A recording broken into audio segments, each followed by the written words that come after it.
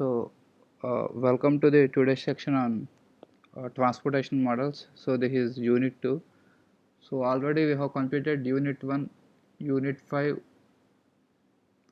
some parts of unit 3 and unit 2. So within the upcoming 5 classes we can complete the unit 2. So ఇప్పుడు unit 1 పూర్తిగా complete అయింది. Next 5 క్లాస్లో unit 2 complete అయిపోతుంది. Unit 5 has already completed. Unit 3 also completed. We have left with some parts in unit 3. So the unit 2 deals with the transportation models.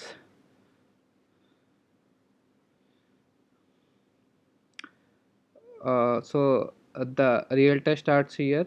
So transportation model. So what do you mean by transportation model? So in the unit 2 we have the concept of transportation models.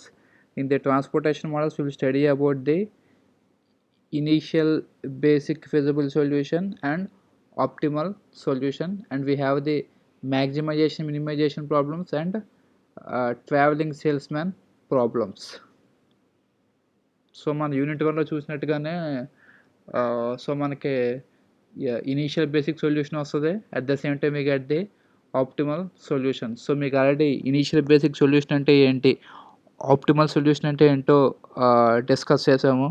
So once again we go with some basics. So initial basic solution అంటే the solution which we get initially. So మనకి starting stage వచ్చే solution ఏదైతే ఉంటుందో దాన్ని మనం initial basic feasible solution అంటాం. So feasibility is nothing but the possibility.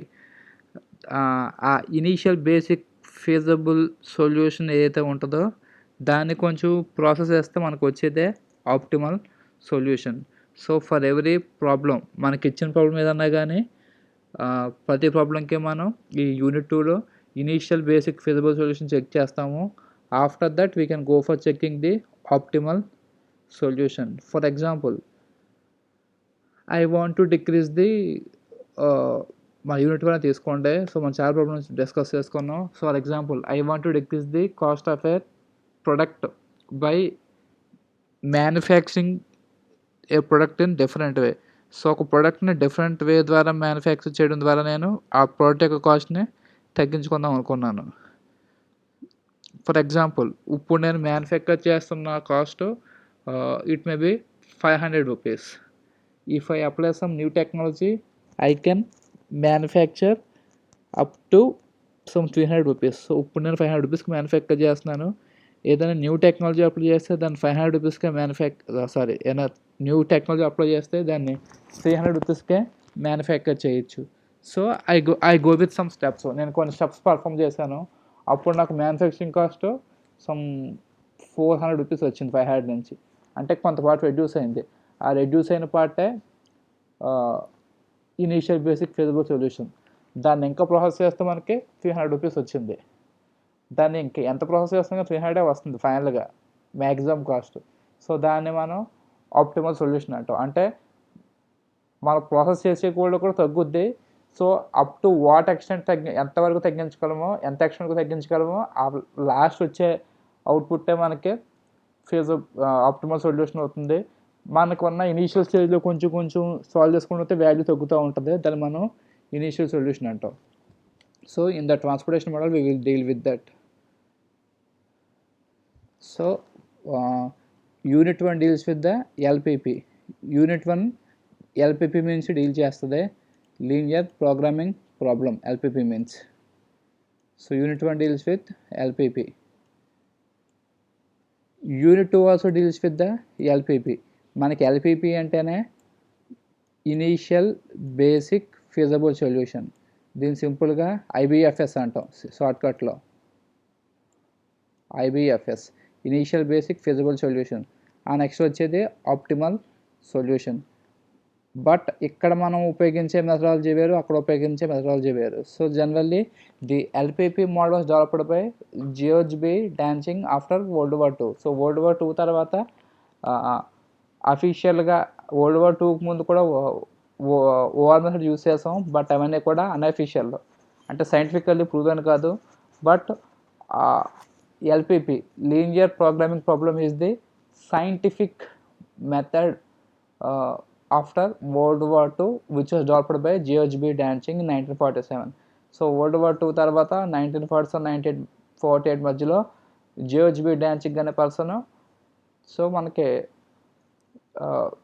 LPP model అనేది develop చేశాడు. సో అఫీషియల్గా with some proven theory and concepts. So కొన్ని థియరీతో కాన్సెప్ట్తో దాన్ని డెవలప్ చేశాడు. సో అదే ఎల్పిపి కాన్సెప్ట్ని మనం యూనిట్ 1లో అప్లై చేస్తాం, యూనిట్ 2లో కూడా అప్లై చేస్తాం. So but here we will apply it in a modified way. దీన్ని కొంచెం మోడిఫై చేసి అప్లై చేస్తాం అంతే. సో మీకు యూనిట్ 1 చెప్పిన తర్వాత యాక్చువల్గా యూనిట్ 2 చెప్పాలి. But for the completion of syllabus I have touched all the units. So within the 5 classes we can complete the unit 2. So మొత్తం అన్న చాప్టర్స్లో ఇదే simple and scoring topic. So please concentrate on this topic. So the transportation model is an special type of LPP. So దీన్ని special type of linear programming problems అంటాం. So ఆ పైకి general type. So ఇక్కడ మనం మన ప్రాబ్లంకి తగ్గట్టుగా ఎల్పిపినే కొంచెం మోడిఫై చేస్తున్నాం. So that's why it is called as the special model of linear programming problem. So ఇక్కడ the other name for the transportation model is distribution model. So దీన్ని మనం డిస్ట్రిబ్యూషన్ మోడల్ అని కూడా అంటాం.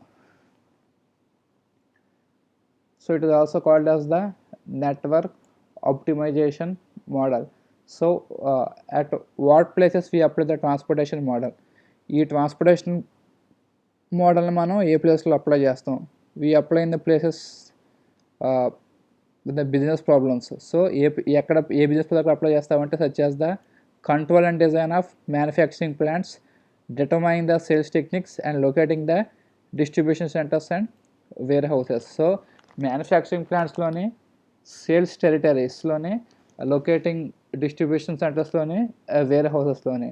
సో వేర్ హౌస్ అంటే మీకు already తెలిసే ఉంటుంది, గోడౌన్స్. డిస్ట్రిబ్యూటర్ సెంటర్స్ అంటే డిస్ట్రిబ్యూటర్ సెంటర్స్ నుంచి మనకి గోడౌన్స్కి డిస్ట్రిబ్యూట్ అవుతుంది. అంటే లార్జ్ స్కేల్లో, అంటే మనకి ఏరియా వైజ్ డిస్ట్రిబ్యూటర్స్ ఉంటుంది కదా మూవీస్ కొన్నట్టుగానే. సో అలాగా ప్రతి ప్రోడక్ట్ కూడా మెయిన్ డిస్ట్రిబ్యూషన్ సెంటర్స్ ఉంటాయి. ఆ డిస్ట్రిబ్యూషన్ నుంచే సో అలా మనకి వేర్ హౌస్ కంటూ so it will shifting. So మీకు ఇంకా సింపుల్గా చెప్పాలంటే so take the case of Coca Cola. So Coca Cola company తీసుకోండి. So Coca Cola is manufacturing different types of products. So Thums Up అవ్వచ్చు, స్ప్రైట్ అవ్వచ్చు, ఫాంటా అవ్వచ్చు, మిండ్ అవ్వచ్చు, ఇవన్నీ కూడా ఈ ప్రొడక్ట్సే. సో ఇక్కడ మనకి డిస్ట్రిబ్యూషన్ సెంటర్ ఎక్కడ ఉందంటే కడియం.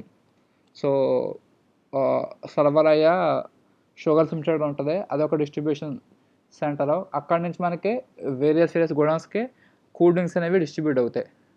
సో అలా మనకు ఈస్ట్ గోదావరి అక్కడ ఉంది, అలా మనకి అక్కడ నుంచి వేరే వేరే ప్లేస్ డిస్ట్రిబ్యూట్ అవుతాయి. అలా ప్రతి త్రూఅవుట్ ది ఇండియాలో మనకి డిఫరెంట్ డిస్ట్రిబ్యూషన్ సెంటర్స్ అవ్వచ్చు, లేదా మ్యానుఫ్యాక్చరింగ్ సెంటర్స్ అవ్వచ్చు. సో అక్కడ ఉంటాయి. సో ఇన్ కేస్ ఒక చోట మ్యానుఫ్యాక్చర్ అయితే కనుక ఇండియా మొత్తంలో అది వేరియస్ స్టేట్స్కి డిస్ట్రిబ్యూట్ అవుతాయి. అప్పుడు స్టేట్ డిస్ట్రిబ్యూషన్ సెంటర్స్ అంటాం.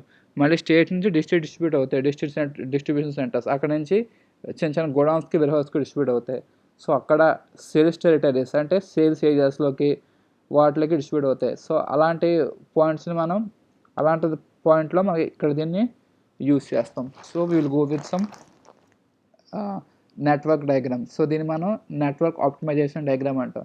So A network is nothing but and inter connections between 2 or more things. So ఒక 2 or more థింగ్స్కి కనెక్షన్స్ ఉంటే we call it as an network. For example ఒక 5 computers ఒకదాంతో ఒకటే internet కేబుల్తో connect అయ్యి ఉన్నాయి, then we call it as an network. So దాన్ని మనం network అని అంటాం. లేకపోతే మన యూనివర్సిటీ కింద డిఫరెంట్ కాలేజెస్ ఉన్నాయి, so we call all these colleges at network. So వాళ్ళు కూడా మనం నెట్వర్క్ అని అంటాం. సో ఇక్కడ మనం ట్రాన్స్పోర్టేషన్ మోడల్లో ఎక్కడ అప్లై చేస్తామంటే నెట్వర్క్ ఆప్టిమైజేషన్లో యూస్ చేస్తాం. అంటే నెట్వర్క్ని ఎంత ఆప్టిమైజ్గా, ఎంత జాగ్రత్తగా యూస్ చేసుకుంటే మనకు మ్యాక్సిమం అవుట్పుట్ వస్తుందో అక్కడ దాన్ని యూస్ చేస్తాం. కాబట్టి we call it as an network optimization model. So this is the diagram which is representing the optimization. So here we have the sources and we have the destinations. For example, so factories తీసుకోండి. What factories will manufacture means it will manufacture some type of products. So factories కొన్ని types of products manufacture చేస్తాయి.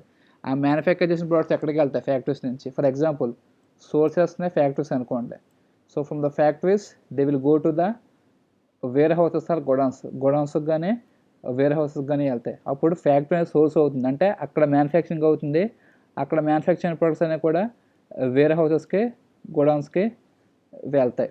So next మళ్ళీ ఈ wear హౌస్లో store చేసిన products అయితే ఉంటాయో అవన్నీ మళ్ళీ ఏం చేస్తాయి? So from the warehouses they will transfer to the markets, అంటే అది హోల్సేల్ మార్కెట్ అవ్వచ్చు, రిటైల్ మార్కెట్ అవ్వచ్చు. గోడౌన్స్ నుంచి అక్కడికి వెళ్తాయి. అప్పుడు ఏమవుతాయంటే warehouses will act as the sources and markets will act as an destination.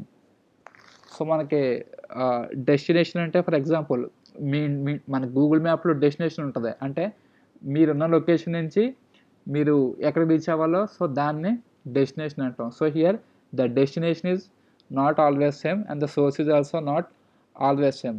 So దీన్ని ఎక్కడెక్కడ ఉపయోగిస్తామంటే కంపెనీ అంటే మ్యానుఫ్యాక్చరింగ్ పాయింట్ నుంచి వేర్ హౌస్కి వెళ్ళేటప్పుడు, అంటే కొన్ని కంపెనీస్కి వేర్ హౌస్ అన్నీ కూడా కంపెనీ లోపల ఉంటాయి. సో అప్పుడు మనకి ఎటువంటి ఇబ్బంది ఏమి ఉండదు. బట్ సమ్ కంపెనీస్కి ఏమవుతాయంటే మ్యానుఫ్యాక్చరింగ్ ఒక చోట జరుగుతుంది, వాటిలో ఒక చోట స్టోర్ చేస్తారు. ఫర్ ఎగ్జాంపుల్ మనకి ఏమన్నా లార్జ్ ఎంఎన్సీ కంపెనీస్ తీసుకోండి, మ్యానుఫ్యాక్చరింగ్ ఓన్లీ ఇండియా మొత్తంలో ఒక చోట జరుగుతుంది, బట్ ప్రతి స్టేట్కే ప్రోడక్ట్ కావాలి. అప్పుడు ఏం చేస్తాము, ఆ కంపెనీ నుంచి మనకి డిఫరెంట్ స్టేట్స్లో వాటి యొక్క వేర్ హౌస్ ఏవైతే ఉంటాయో వాటికి సప్లై చేస్తాం. సో అప్పుడు మనం ఈ ట్రాన్స్పోర్టేషన్ మోడల్ని యూజ్ చేస్తాం. ఆర్ ఎల్స్ మన కంపెనీలోనే వేర్ హౌసింగ్ డిస్ట్రిబ్యూషన్ సెంటర్ ఉంది. సో ఇన్ ద కంపెనీ నుంచి జస్ట్ కంపెనీ లోపల ఉంటుంది warehouse distribution centre. So అంటే ఆ డిస్ట్రిబ్యూషన్ సెంటర్ నుంచి డైరెక్ట్గా కంపెనీ నుంచి ఇంకా డిస్ట్రిబ్యూషన్ సెంటర్ నుంచి ప్రొడక్ట్ అనేది మార్కెట్కి వెళ్తుంది. సో అలాంటి టైంలో కూడా మనం ఇది యూజ్ చేసుకుంటాం ఈ కాన్సెప్ట్ని. So here we use the terms supply and destination. So here supply is determined by I. So here where SI indicates the quantity of product available at a source I. So source I దగ్గర ఎంత quantity of product availability ఉంది. So I యొక్క limit ఎలా ఉంటుంది అంటే I equal to 1 2 3 and so on M దాకా ఉంటుంది. So మన పాత కాన్సెప్టే. So next one is destination. So it describes the quantity of product required at destination, అంటే సోర్స్ దగ్గర ఎంత ప్రొడక్ట్ ఉంది, ఎంత ప్రొడక్ట్ అవైలబిలిటీ ఉంది, డెస్టినేషన్ దగ్గర ఎంత క్వాంటిటీ ఆఫ్ ప్రొడక్ట్ రిక్వైర్మెంట్ కావాలి. సో దాన్ని మనం డిమాండ్తో ఇండికేట్ చేస్తాం. సో దాన్ని డీజేతో ఇండికేట్ చేస్తాం. జే ఈక్వల్ టు 1 2 3 ఎన్, అంటే IJMN. సో మన యూనిట్ 1 లాగే ఇక్కడ సేమ్.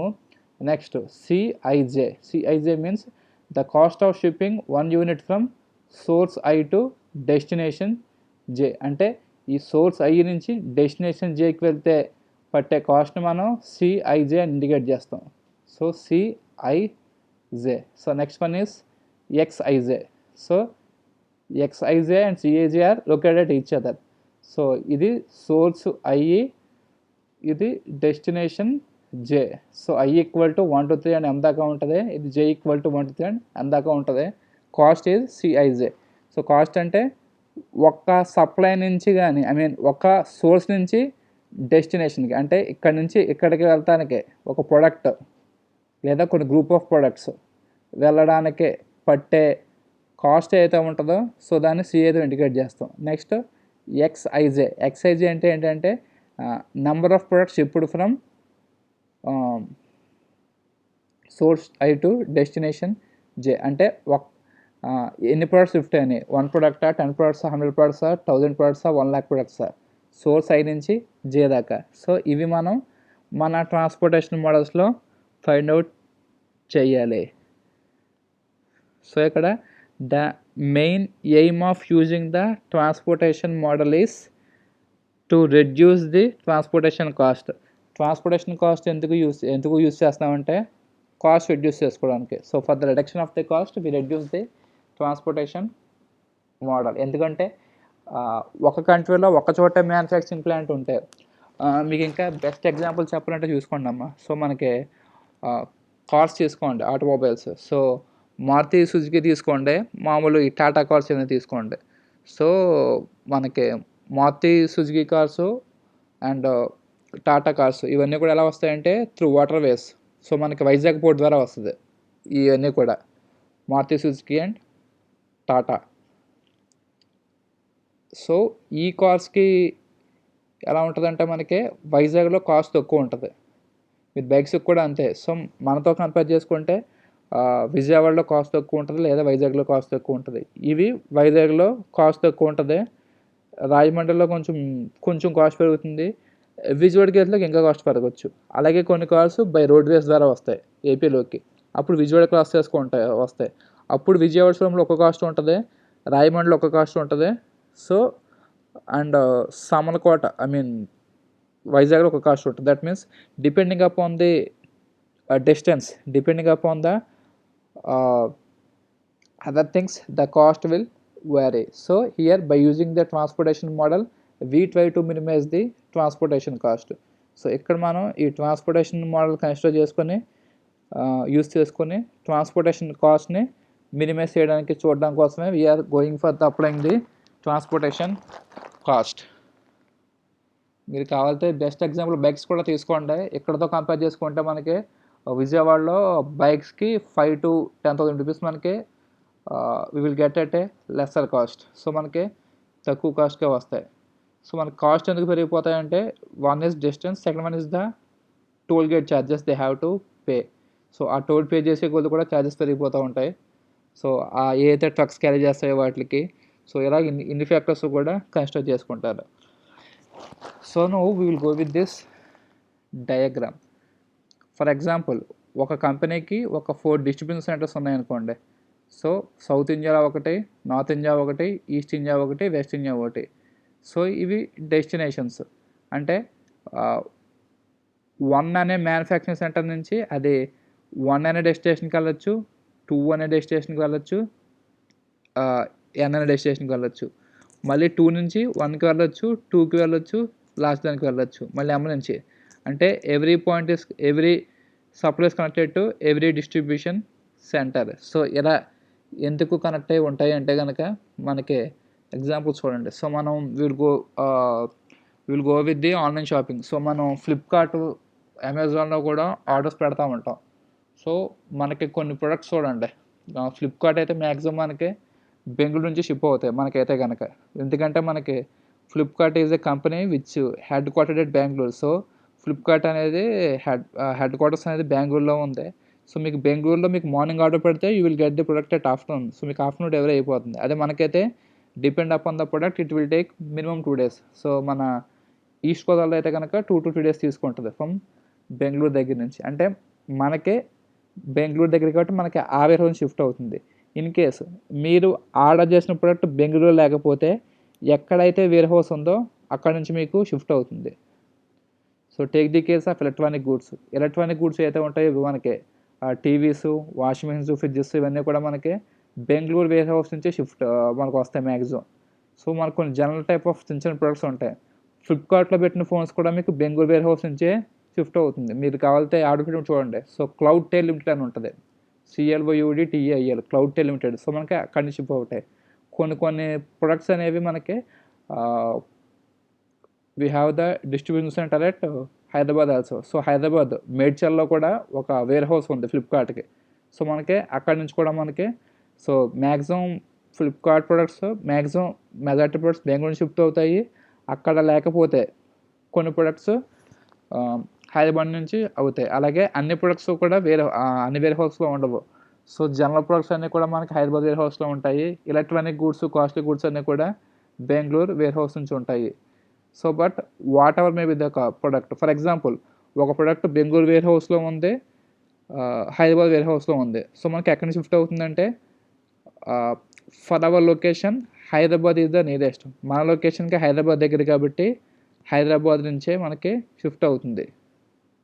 సో ట్రాన్స్ఫర్ అవుతుంది. ఎందుకంటే because the transportation cost will reduce. For example ఒక ప్రొడక్ట్ ఢిల్లీలో ఉంది, కోల్కతాలో ఉంది, బెంగళూరులో అవైలబిలిటీ ఉంది. సో మనకి ఎక్కడి నుంచి షిప్ అవుతుందంటే 3 చోట్ల ప్రొడక్ట్ అవైలబిలిటీ ఉంటే ఎక్కడైతే మనకి తక్కువ ట్రాన్స్పోర్టేషన్ టైం పడుతుందో అక్కడి నుంచి మనకి షిఫ్ట్ అవుతుంది. ఇన్ కేసు మీరు ఆర్డర్ చేసిన ప్రొడక్ట్ బెంగళూరులో లేదు, కోల్కతా లేదు, హైదరాబాద్ లేదు, ఢిల్లీలో ఉంది. సో అప్పుడు కూడా మీకు ఢిల్లీ నుంచే మీకు ఆ ప్రొడక్ట్ అనేది ట్రాన్స్ఫర్ అవుతుంది. సో ఇక్కడ కూడా అంతే. సో సప్లై 1 దగ్గర ఉండే ప్రొడక్ట్ 100కే వెళ్ళాలని లేదు. 1 నుంచి 1కి వెళ్ళొచ్చు, 2కి వెళ్ళొచ్చు, 3కి వెళ్ళొచ్చు. So it will depend upon, అంటే 1 నుంచి 1కి వెళ్ళాలా, 2కి వెళ్ళాలా, లేదా అంటే 1 2 3 4 5 ఎన్కి వెళ్ళాలని చెప్పి ఏమి డిపెండ్ అవుతుందంటే availability of the product. S అంటే ఏంటి? Product available at the source I, అంటే సోర్స్ ఐ దగ్గర అవైలబిలిటీ చూస్ చేసుకుంటుంది. ఇప్పుడు మీకు 1 అనే ప్లేస్కి వెళ్ళాలి, ఇక్కడ 1 నుంచి ఇక్కడ 1కి వెళ్ళాలి, బట్ ఇక్కడ 1 దగ్గర ప్రొడక్ట్ లేదు. అప్పుడు ఈ 1 ప్రొడక్ట్ ఎక్కడి నుంచి వెళ్తుంది? మామూలుగా అయితే ఈ 1 నుంచి ఇలా ప్రొడక్ట్ వెళ్ళాలి, బట్ ఇక్కడ మనకే లేదు. So we don't have any product. So ఇక్కడ మనకు ప్రొడక్ట్ లేదు. అప్పుడు ఎక్కడి నుంచి వస్తుంది అంటే, so it will come at 2. లేదు, 2 దగ్గర కూడా మనకు ప్రొడక్ట్ లేకపోతే, so it will come from 3. ఇక్కడ నుంచి అనే వెళ్తుంది ఇన్ రెస్పెక్ట్ ఆఫ్ డిస్టెన్స్. అలాగే ఇక్కడ డిమాండ్ ప్యాటర్న్ బేస్ చేసుకుని కూడా మనకి వెళ్తుంది. ఫర్ ఎగ్జాంపుల్ S1 దగ్గర మనకి ప్రొడక్ట్ లేదు, S2 దగ్గర ప్రొడక్ట్ లేదు, SM దగ్గర మన ప్రొడక్ట్ ఉంది. ఇక్కడ SM దగ్గర ఇది SM. సో ఇక్కడ మనకి ప్రొడక్ట్ ఉంది. ఇప్పుడు ఇక్కడికే ప్రొడక్ట్ కావాలి, ఇక్కడికే ప్రొడక్ట్ కావాలి, ఇక్కడికి కూడా ప్రొడక్ట్ కావాలి. ఇక్కడ ఒక 20 ప్రొడక్ట్స్ ఉన్నాయి.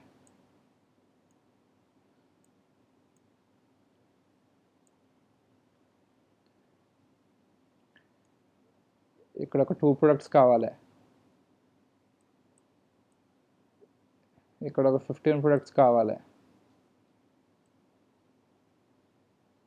ఇక్కడ ఒక 3 ప్రొడక్ట్స్ కావాలి. సో 20 ప్రొడక్ట్స్లో ఇక్కడ 15 ప్రొడక్ట్స్ డిమాండ్ ఉంది, ఇక్కడ 2 ప్రొడక్ట్స్కి డిమాండ్ ఉంది, ఇక్కడ 2 ప్రొడక్ట్స్కి డిమాండ్ ఉంది. సో ఇక్కడ ఎమ్కి ఈ ఎమ్ దగ్గర, బట్ ఇక్కడ సప్లై, ఇక్కడ డిమాండ్ ఎంత ఉందంటే 3 ఉంది. సో ఫస్ట్ ఎవరి డిమాండ్ ఫుల్ఫిల్ చేస్తుంది అంటే ఈ ముగ్గురులో ఇర్రెస్పెక్ట్ ఆఫ్ డిస్టెన్స్ ఎవరికైతే ఎక్కువ డిమాండ్ ఉందో వాళ్ళకి ఫుల్ఫిల్ చేస్తుంది ఇర్రెస్పెక్ట్ ఆఫ్ డిస్టెన్స్. సో ఇక్కడ 2కి ఎక్కువ డిమాండ్ ఉంది కాబట్టి ఫస్ట్ 2కే గూడ్స్ సప్లై చేసేస్తుంది, ఆ తర్వాత 3కి సప్లై చేస్తుంది, ఆ తర్వాత 2కి సప్లై చేస్తుంది. ఇక్కడ ఇర్రెస్పెక్ట్ ఆఫ్ డిస్టెన్స్ కన్సిడర్ చేసుకో డిమాండ్ ప్యాటర్న్ బేస్ చేసుకుని. సో ఇది, so we will go with the problems. So as I discussed earlier, we have the initial basic feasible solution. So దీన్ని IBFS అంటాం. సో దీంట్లో మనకి north west corner method, least cost method, Vogel's approximation method or VAM method అంటాం. So దీన్నే మనం the other name for it is so penalty method. So దీన్నే మనం penalty method అని కూడా అంటాం. So we call it as the penalty method. So ఎగ్జామ్లో మనకి వ్యామ్ మెథడ్ అని ఇవ్వచ్చు, పెనాల్టీ మెథడ్ అని ఇవ్వచ్చు. సో నెక్స్ట్ వన్, అలాగే మనకి ఫైనల్ ఆప్టిమల్ సొల్యూషన్ కావాలంటే మనకి 2 టైప్స్ ఆఫ్ మెథడ్స్ ఉన్నాయి. So first one is Modi method. So Modi అంటే నెదర్ మోడీ కాదమ్మా. So Modi means modified distribution. ఈ మోడిఫైడ్లో ఎంఓని, డిస్ట్రిబ్యూషన్లో డిఈ అని షార్ట్ చేసి మనం దీన్ని మోడీ మెథడ్ అని అంటాం. సో ఎగ్జామ్లో మీకు మోడీ మెథడ్ అని అడగవచ్చు, మోడిఫైడ్ డిస్ట్రిబ్యూషన్ మెథడ్ అని అడగవచ్చు, యూవీ మెథడ్ అని అడగవచ్చు, లేకపోతే ఏలాగానే అడగవచ్చు. ఈ 3 మెథడ్స్లో మీకు ఏదైనా అడగవచ్చు. So find the optimal solution for the given problem by using Modi method, modified distribution method or UV method. So మనకి 2 టైప్స్ ఆఫ్ మెథడ్స్ ఉన్నాయి. మోడీ మెథడ్ ఉంది, స్టెప్పింగ్ స్టోన్ మెథడ్ ఉంది. సో ఇక్కడ ప్రతి మెథడ్కి డిఫరెన్స్ ఉంది. North west corner is different from LCM method, LCM method is different from వ్యామ్ method. But ఇక్కడ ఏంటంటే final optimal సొల్యూషన్స్కి మనకి 2 మెథడ్స్ ఉన్నాయి, stepping stone method and Modi method. So first మనకి స్టెప్పింగ్ స్టోన్ మెథడ్ ఉంటుంది.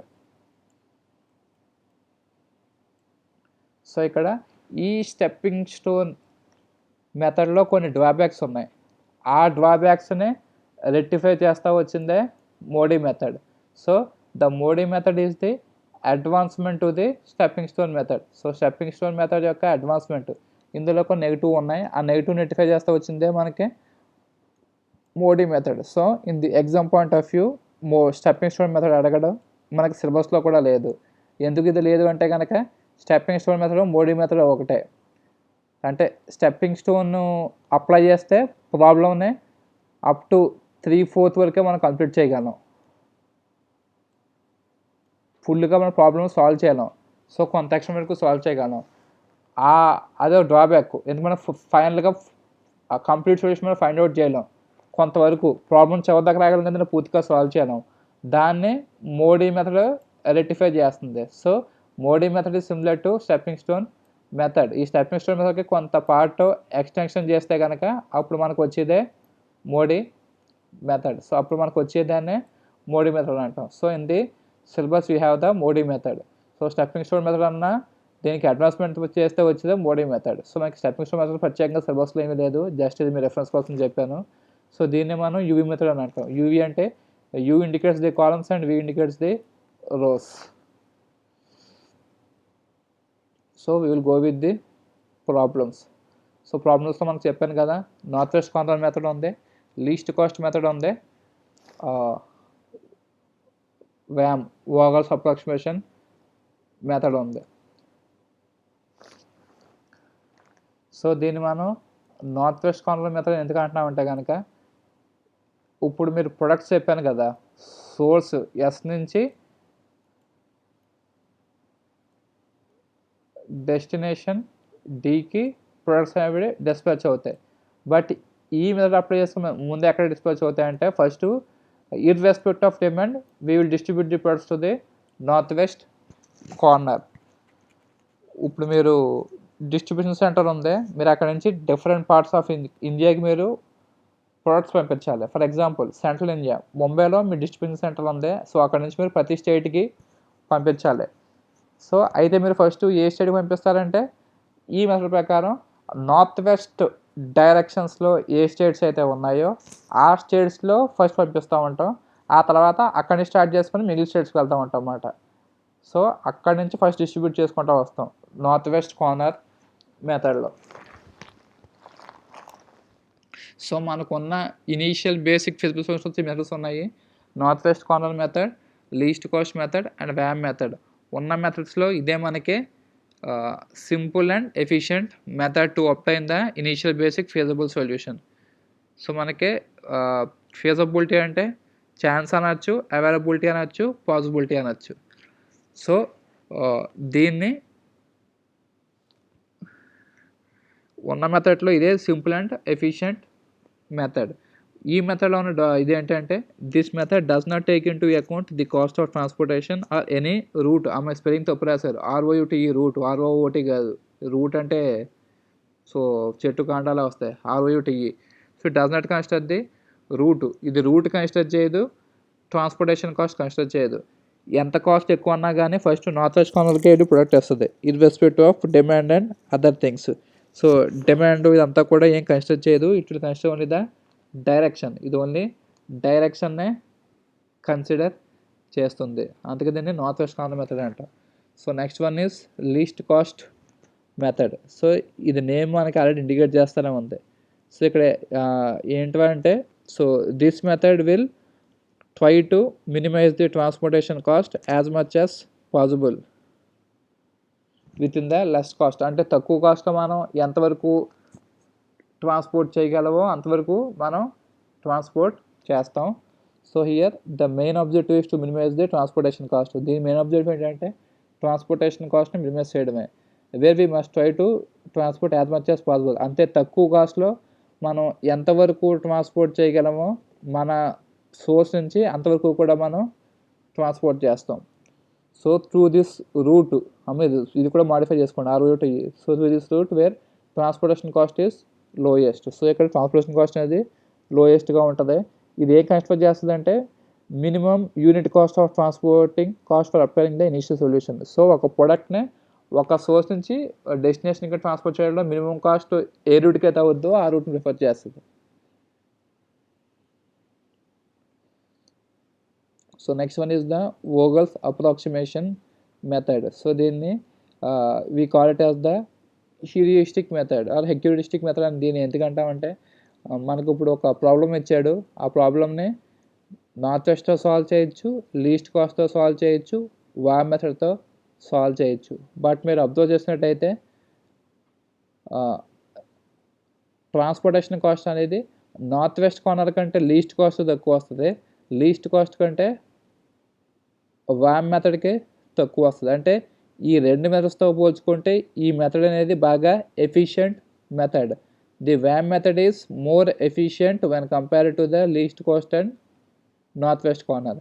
ఇది డైరెక్షన్ బేస్ చేస్తున్న north west corner ఇది it does not take into account the transportation cost. ఇది ట్రాన్స్పోర్టేషన్ కాస్ట్ని కన్సిడర్ చెయ్యదు. అందుకే ఇక్కడ కొంచెం ట్రాన్స్పోర్టేషన్ కాస్ట్ ఎక్కువ వస్తుంది. అలాగే ఇక్కడ లీస్ట్ కాస్ట్ ఏం చేస్తుంది అంటే కాస్ట్ కన్సిడర్ చేసుకుంటుంది. సో ఇక్కడ కొంచెం నార్త్ వెస్ట్ కార్నర్ కంటే కాస్ట్ అనేది తక్కువ వస్తుంది ట్రాన్స్పోర్టేషన్ కాస్ట్. వ్యామ్ ఏం చేస్తుంది అంటే మొత్తం అన్ని రకాలుగా కన్సిడర్ చేస్తుంది. ఇక్కడ మనకి ఎలా ఉంటుందంటే రోస్ అండ్ కాలమ్స్లో ఇస్తాడు, అలాగే టేబుల్ ఇస్తాడు వాల్యూస్.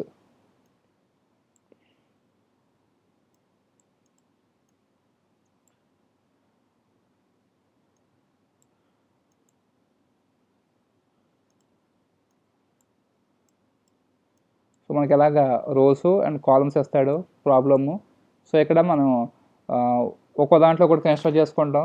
ఇక్కడ ఏంటంటే బోత్ రో పర్స్పెక్టివ్లో కన్సిడర్ చేస్తారు, కాలమ్స్ పర్స్పెక్టివ్లో కూడా కన్సిడర్ చేస్తారు. So it is preferred more than the other two methods కంటే దీన్ని ప్రిఫర్ చేస్తాం described above. So this method each calculation made on the basis of the opportunity.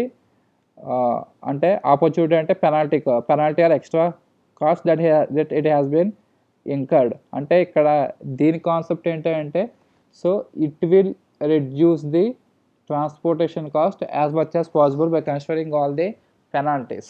So penalty అంటే ఒక్క డైరెక్షన్లో కాకుండా ఇంకో డైరెక్షన్లో వెళ్తే కాస్ట్ పెరిగిపోతుంది కాబట్టి అది మనకు ముందుగా ఇండికేట్ చేస్తుంది పెనాల్టీస్ అనేది. సో పెనాల్టీ అంటే ఫైన్స్ అనొచ్చు. అంటే మనం ఒక రూట్లో ఇప్పుడు ఫర్ ఎగ్జాంపుల్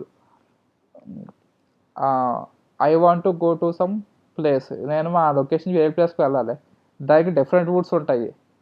బట్ ఆ రూట్స్ అన్నీ కూడా డిస్టెన్స్ అంతా ఒకేలా ఉండదు.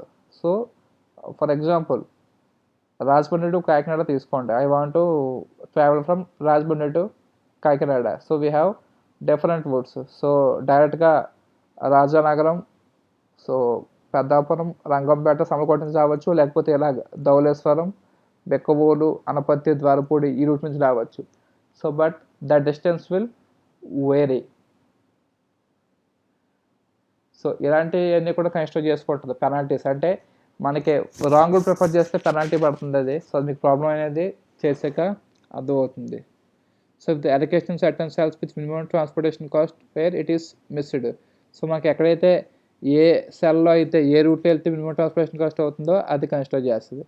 సో దాన్ని మనం డిస్కస్ చేసుకున్నాం. Now we will go with the problems. So ప్రాబ్లమ్స్లో ఫస్ట్ మనం ఇనీషియల్ బేసిక్స్ సాల్వ్ చేద్దాం ఈరోజు. So in the next classes will discuss about the other methods. So మనకి ఈ యూనిట్ 2లో మనకు సమ్స్ దేని బేసిస్లో ఉంటాయంటే ఫస్ట్ ఇవే ఉంటాయి. ఇనీషియల్ బేసిక్ ఫిజిబుల్ సొల్యూషన్లో north west corner method, LCM method, VAM method మీద ఉంటాయి. నెక్స్ట్ ఆప్టిమల్ సొల్యూషన్లో మోడీ బేస్ మీద ఉంటాయి. సో ఇక్కడికి మీకు 4 మోడల్స్ వస్తాయి, 4+4 వస్తాయి. ఎందుకు 4+4 వస్తాయంటే 1 2 3 4. దీంట్లో మనకి బ్యాలెన్స్డ్ ఉంటుంది, అన్బ్యాలెన్స్డ్ ఉంటుంది. బ్యాలెన్స్డ్ అయితే డైరెక్ట్గా సాల్వ్ చేసేస్తాం. అన్బ్యాలెన్స్డ్ ప్రాబ్లమ్స్ అయితే ఏం చేస్తామంటే అన్బ్యాలెన్స్డ్ని బ్యాలెన్స్డ్ కింద కన్వర్ట్ చేసుకుని then we can solve the problems. So ఇక్కడ బ్యాలెన్స్డ్ ప్రాబ్లమ్స్ ఉంటాయి, అన్బ్యాలెన్స్డ్ ప్రాబ్లమ్స్ ఉంటాయి. అన్బ్యాలెన్స్డ్ ప్రాబ్లమ్ ఇస్తే దాన్ని బ్యాలెన్స్డ్ టైప్ని కన్వర్ట్ చేసుకుని మళ్ళీ మామూలు బ్యాలెన్స్ లాగా సాల్వ్ చేస్తాం, అలాగే సాల్వ్ చేస్తాం. So these problems are much more easy when compared to the other units. So వేరే యూనిట్స్తో కంపేర్ చేసుకుంటే ఇవి కొంచెం ఈజీగానే ఉంటాయి ప్రాబ్లమ్స్ అనేవి. సో ఈ యొక్క 4 8 models, basic models. So next మనకి మ్యాక్సిమైజేషన్, మినిమైజేషన్ మోడల్ అంటూ హంగేరియన్ మెథడ్, అవి ఒక 3 to 4 మోడల్స్ ఉంటాయి. నెక్స్ట్ ట్రావెలింగ్ సేల్స్మెన్ ప్రాబ్లమ్స్ అని ఉంటాయి. సో ట్రావెలింగ్ సేల్స్మెన్ అంటే మనం చూసే ఉంటాం సో ఇంటింటికి మనకి సేల్స్ పీపుల్ వస్తూ ఉంటారు. ట్రావెలింగ్ సేల్స్మెన్ అంటే వాళ్ళు బై వాక్ రావచ్చు, బై బైక్ మీద రావచ్చు. సో ఏదో ఒక ట్రాన్స్పోర్టేషన్ మీద వాళ్ళు రావచ్చు.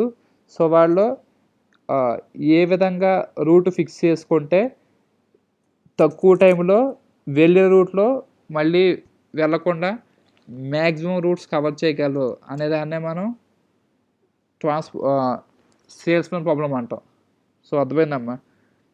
అంటే ఇప్పుడు వాళ్ళు పాయింట్ ఎక్స్, ఫర్ ఎగ్జాంపుల్ వాళ్ళు ఏ అనే పాయింట్ దగ్గర జాయిన్ అయ్యారు. ఏ నుంచి బీకి వెళ్తారు, సికి వెళ్తారు, డి, ఈ, ఎఫ్. మళ్ళీ ఎఫ్ నుంచి బ్యాక్ రావాలంటే మళ్ళీ ఎఫ్ నుంచి ఈ నుంచి డి, సి అలా కాకుండా వేరే రూట్లో రావాలి. అంటే మనకి తక్కువ టైంలో ఎక్కువ రూట్స్ కవర్ అవ్వాలి, వెళ్ళిన రూట్లో వెళ్ళకూడదు.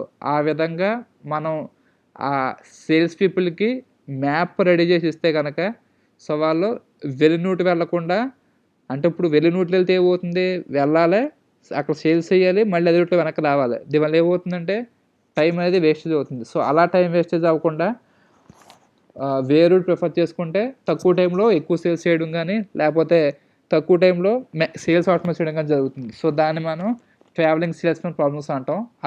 అవి ఒక మోడల్స్ ఉంటాయి. సో మనం ఇనీషియల్గా అయితే ఈ మోడల్స్ డిస్కస్ చేద్దాం. ఈ మూడు కూడా సేమ్ కన్ఫర్మ్ ప్రాబ్లమ్స్, ఈ మూడిట్లో ఏదో ఒకటి. సో మీకు జనరల్గా ఒక ప్రాబ్లమ్ ఇచ్చేస్తాడు, solve it by using north west corner method or LCM method or VAM method అని అడుగుతాడు. అప్పుడు మీరు ఏదో సాల్వ్ చేయొచ్చు. ఆర్ ఎల్స్ లేదా మీకు ఏది చేస్తాడంటే solve the following transportation problem అని ఇస్తాడు. దాని మీద అంటే అప్పుడు దాని మీద నార్త్ వెస్ట్తో సాల్వ్ చేయొచ్చు, ఎల్సిఎంతో సాల్వ్ చేయొచ్చు, వ్యామ్ మెథడ్తో సాల్వ్ చేయొచ్చు. ఒకసారి మెథడ్ ఇండికేట్ చేస్తాడు, అప్పుడు మీరు ఏ మెథడ్ ఇండికేట్ చేస్తే ఆ మెథడ్తో సాల్వ్ చేస్తాడు. ఇన్ కేస్ వాడు మెథడ్ ఇండికేట్ చేయకపోతే మీరు ఏ మెథడ్తో సాల్వ్ చేయొచ్చు. But my suggestion is prefer to use VAM method. VAM మీకు కష్టంగా ఉందనిపిస్తే కనుక లీస్ట్ కాస్ట్ మెథడ్ యూస్ చేయండి. ఎందుకంటే నార్త్ వెస్ట్ కార్నర్ కంటే కొంచెం లీస్ట్ కాస్ట్ కొంచెం కాంప్లెక్సిటీ ఉంటుంది, అంటే ఈ రెండు ఒకేలాగా ఉంటాయి. దీంతో కంపేర్ చేసుకుంటే మీకు వ్యామ్ మెథడ్ కొంచెం టఫ్గానే ఉంటుంది. సో బట్ స్కోరింగ్ ఎక్కువ వస్తుంది వ్యామ్ మెథడ్ యూస్ చేస్తే కనుక. ఎందుకంటే 2 మెథడ్స్లో కల్లా బెస్ట్ మెథడ్ మనకు వ్యామ్ మెథడే. So try to use the VAM method. అంటే వాడు ఎటువంటి మోడల్ అడగకపోతే so solve the given initial basic feasible solution by using the transportation model. ఈ ఇచ్చిన initial basic solution find out చేయండి ట్రాన్స్పోర్టేషన్ మోడల్ ఉపయోగించుకుని, అంటే అప్పుడు మూడిట్లో వీడు ఏదైనా యూస్ చేయొచ్చు. But VAM is the preferred one. అది లేకపోతే ఎల్సిఎంకి రండి, లేదు అంటే north west corner. But my suggestion and preference is given to వ్యామ్ method. వాడు ఏ మెథడ్ ఇవ్వకపోతే కనుక. నెక్స్ట్ ఫైనల్ అవుట్కమ్ సొల్యూషన్ కూడా మనం ఏం చేస్తామంటే నార్త్ వెస్ట్ అప్లై చేయొచ్చు, లీస్ట్ కాస్ట్ అప్లై చేయొచ్చు, వ్యామ్ మెథడ్ అప్లై చేయొచ్చు. చేసిన తర్వాత మనకు సొల్యూషన్ రాదు, అప్పుడు మనం ఏం చేస్తామంటే సొల్యూషన్ రాకపోయినా లేదా ఎగ్జిస్టింగ్ సొల్యూషన్ ఇంప్రూవ్ చేయడం కోసం మోడీ మెథడ్ ప్రిఫర్ చేస్తాం. సో మనం మోడీ మెథడ్ని యూనిట్ 2 లాస్ట్లో డిస్కస్ చేద్దాం. ఫస్ట్ అయితే 3 డిస్కస్ చేస్తాము. Next travelling salesmen problems, maximisation minimisation problems, వేరే మెథడ్స్ ఉన్నాయి అవి డిస్కస్ చేద్దాం. సో ఇది లాస్ట్లో డిస్కస్ చేద్దాం. So in this class we are going to discuss these 3 problems in both balanced and unbalanced. So this is the problem. So ఇది మనకి ఇచ్చిన ప్రాబ్లం. సో ఇక్కడ మనకి రోస్ ఉంటాయి యాజ్ వెల్ యాజ్ కాలమ్స్ ఉంటాయి. సో చూడండి S1, S2, S3. So S1, S2, S3 indicates the source or supply. So S1, S2, S3 అనేది source కానీ లేదా సప్లై కెపాసిటీ కానీ. S1 యొక్క వాల్యూ 22, S2 యొక్క వాల్యూ 15, S3 యొక్క వాల్యూ 8. అలాగే D1, D2, D3, D4. D1 యొక్క వాల్యూ 7, D2 యొక్క value 12, D3 value 17, D4 value 9. So దీన్ని డిమాండ్ ఆర్ రిక్వైర్మెంట్ అని అంటాం.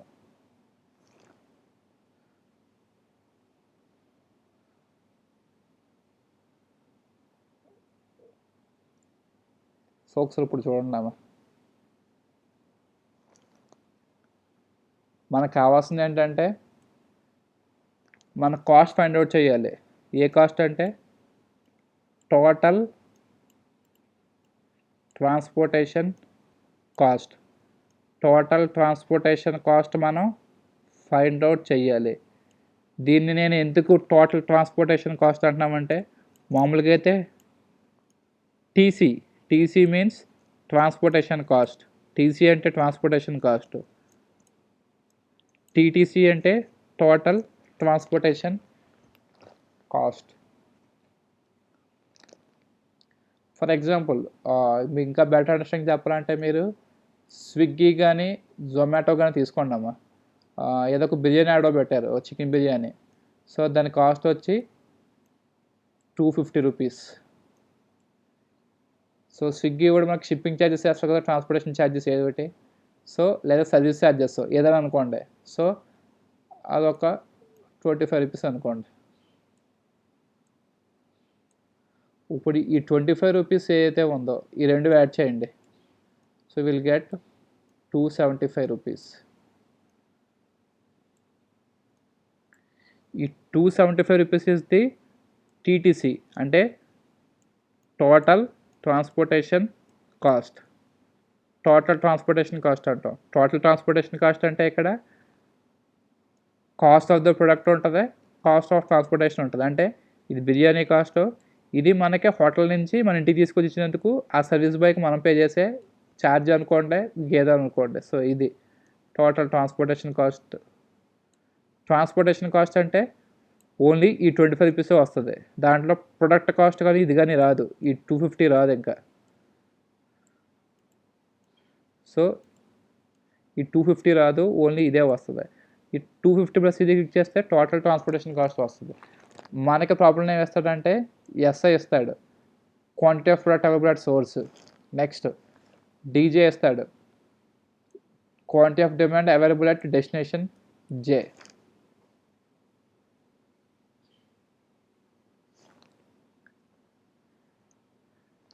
నెక్స్ట్ వన్ ఈస్ సిఐజే కూడా మనకి ఇచ్చేస్తాడు, cost of shipping 1 unit from source to destination. అంటే సోర్స్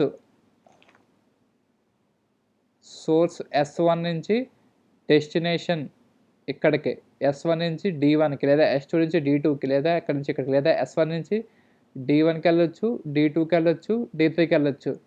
సో ఈ వెళ్తే అయ్యే కాస్ట్ మనం సిఐజే అంటాం. ఈ సిఐజే కూడా మనకి ఇచ్చేస్తాడు. మనం ఏం ఫైండ్ అవుట్ చేయాలంటే ఎక్సైజే ఫైండ్ అవుట్ చేయాలి. XIJ means number of units shipped from route, అంటే సోర్స్ ఐ నుంచి డెస్టినేషన్ జేకి ఎన్ని నెంబర్ ఆఫ్ యూనిట్స్ షిప్ అయినాయో మనం ఫైండ్ అవుట్ చేయాలి. అది దేని మీద ఉంటుందంటే depend upon the demand and supply conditions. మనకు ఆ ప్రొడక్ట్ దగ్గర డిమాండ్ ఉంటే మనం సప్లై చేస్తాం.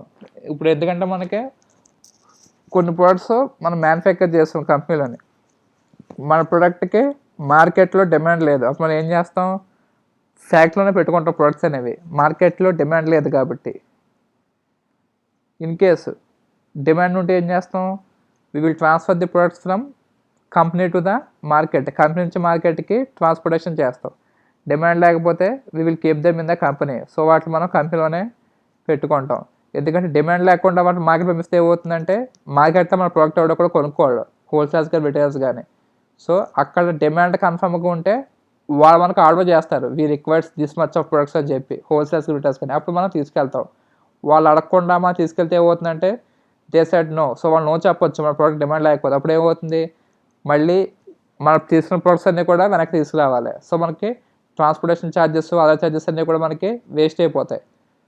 సో అందుకోసం ఏం చేస్తామంటే based upon the demand we will go for the supply. So demand base చేసుకుని సప్లై చేస్తాం. అలాగే మనకి సప్లై బేస్ చేసుకుని మనం మ్యానుఫ్యాక్చర్ చేస్తాం.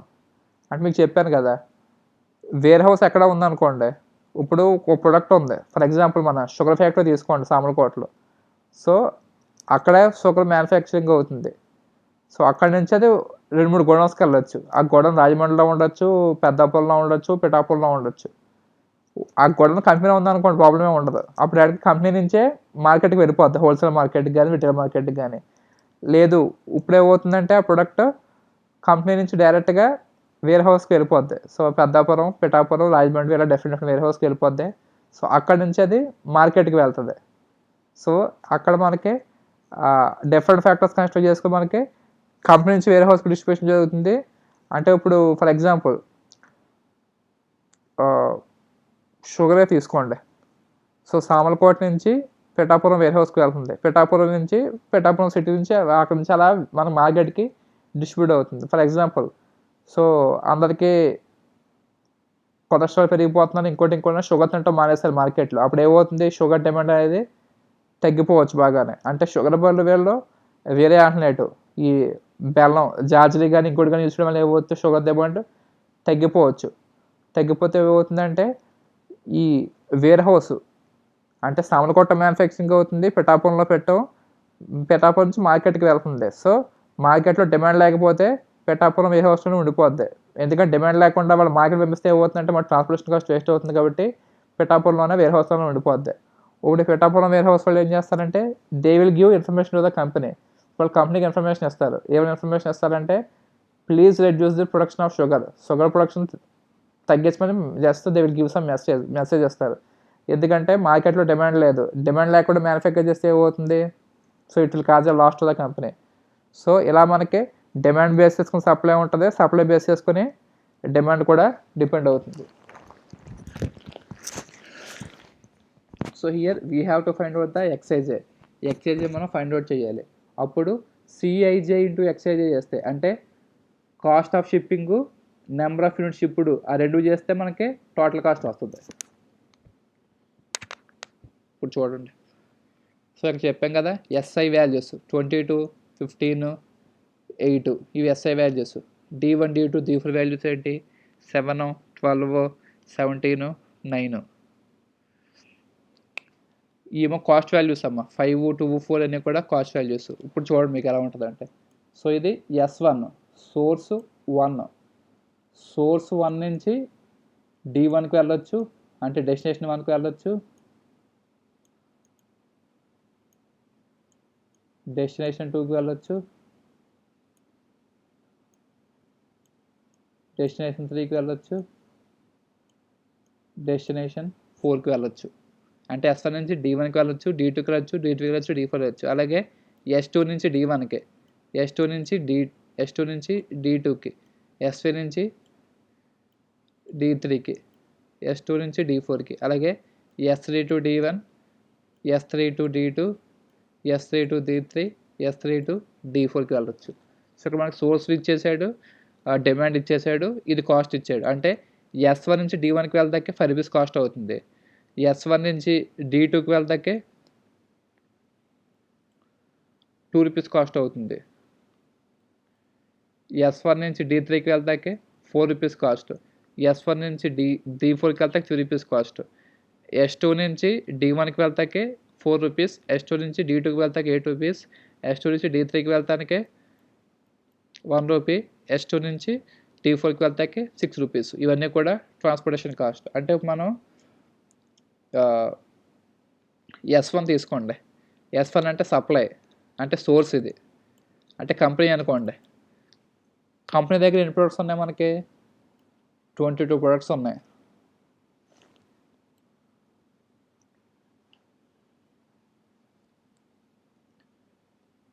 S1 కంపెనీ దగ్గర 22 ప్రొడక్ట్స్ ఉన్నాయి, S2 15 ప్రొడక్ట్స్ ఉన్నాయి, S3 8 ప్రొడక్ట్స్ ఉన్నాయి. అలాగే డిమాండ్ ఎంత ఉంది ఇక్కడ 7 ఉంది, ఇక్కడ డిమాండ్ 12, ఇక్కడ డిమాండ్ ఇది, ఇక్కడ డిమాండ్ సో ఇది. మీకు బ్యాలెన్స్డ్ అన్బ్యాలెన్స్డ్ అని చెప్పాను కదా ప్రాబ్లమ్స్లో, అది ఎలా క్యాలిక్యులేట్ చేస్తామంటే if the supply is equal to demand S is equal to D, then it is called as the balanced transportation problem. If supply not equal to demand, then it is called as the unbalanced transportation problem. అప్పుడు దీన్ని మనం unbalanced transportation problem అని అంటాం. If S not equal to D. దీన్ని ఎలా calculate చేస్తామంటే S1 S2 S3 ఈ values చూడండి. 22 + 15 + 8. సో 22 + 8 30, 30 + 15 45. అంటే ఇదంతా యాడ్ చేస్తే ఎంత వచ్చింది ఇక్కడ? We will get 45. Next demand, ఇవి యాడ్ చేయండి. సో 7 + 12 19, 19 + 17 36, 36 + 9 45. సో అంటే ఇక్కడ డిమాండ్ అండ్ రిక్వైర్మెంట్, ఇక్కడ సోర్స్ ఆర్ కెపాసిటీ రెండు ఈక్వల్ అయినాయి. సో దీన్ని మనం బ్యాలెన్స్డ్ ట్రాన్స్పోర్టేషన్ మోడల్ అని అంటాం. మనకి ఎలాగ మ్యాట్రిక్స్ ఇస్తాడు ఏ సమ్ కన్నా కానీ, అది లీస్ట్ కాస్ట్ అవ్వచ్చు, వ్యామ్ మెథడ్ అవ్వచ్చు, నార్త్ వెస్ట్ కార్నర్ అవ్వచ్చు. సో మనకి ఎలాగే ఇస్తాడు, మనకు చెక్ చేసుకోవాలి supply side, demand side. So we have to check the supply side and demand side. So మనం ఇక్కడ supply side and demand side మనం చెక్ చేసుకోవాలి. So we have to check the supply side and demand side for this problem.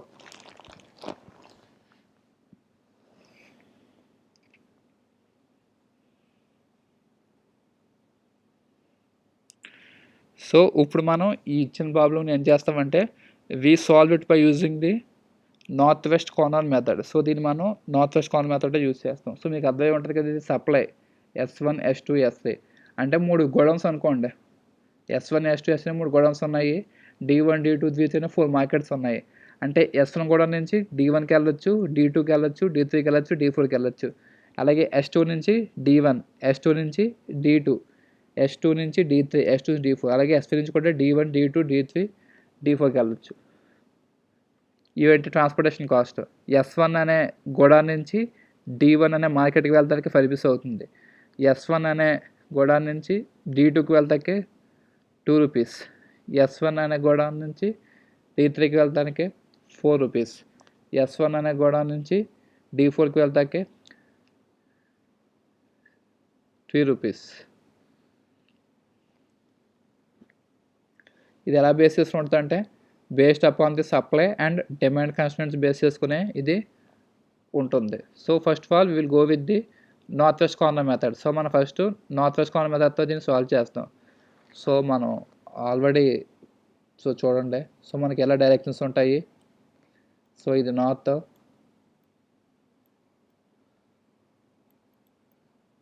So ఇది south, so ఇది west, ఇది east. మనకి north west corner ఎలా ఉంటుందంటే నార్త్కి వెస్ట్కి మధ్య ఇంటర్సెక్షన్ పార్ట్, ఈ సెంటర్ పార్ట్ అయితే ఉందో దీన్ని మనం నార్త్ వెస్ట్ అంటాం. అంటే మన టూర్కి వెళ్ళే ప్లేస్ అన్నీ కూడా నార్త్ వెస్ట్లోకి వస్తాయమ్మా. సో నార్త్ వెస్ట్ అంటే రాజస్థాన్, హిమాచల్ ప్రదేశ్ ఇవన్నీ కూడా. సో సెంటర్ పార్ట్ అయితే మనకి ముంబైలోకి వస్తుంది. So north west corner method. So ఇక్కడ నుంచి మనం ట్రాన్స్పోర్టేషన్ చేసుకుంటూ వస్తాం. అంతేగా మనకి కాస్ట్ కన్సిడర్ చేసుకోము. ఇక్కడ చూడండి, S2 నుంచి ఇక్కడ లీస్ట్ కాస్ట్ ఎంత ఉంది, S2 నుంచి D3 షిఫ్ట్ చేసి ఎంత పడుతుంది అంటే పర్ యూనిట్కి 1 రూపీయే పడుతుంది. నేను S2 నుంచి S2 తీసుకోండి. S2 దగ్గర ఎన్ని గూడ్స్ ఉన్నాయంటే 15 గూడ్స్ ఉన్నాయి.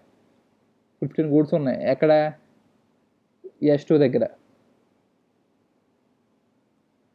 ఒక గూడ్కి ఎంత పడుతుంది ట్రాన్స్పోర్టేషన్ కాస్ట్, 1 రూపీయే పడుతుంది. సో ఒకసారి చూడండి, క్లియర్ చేస్తాను.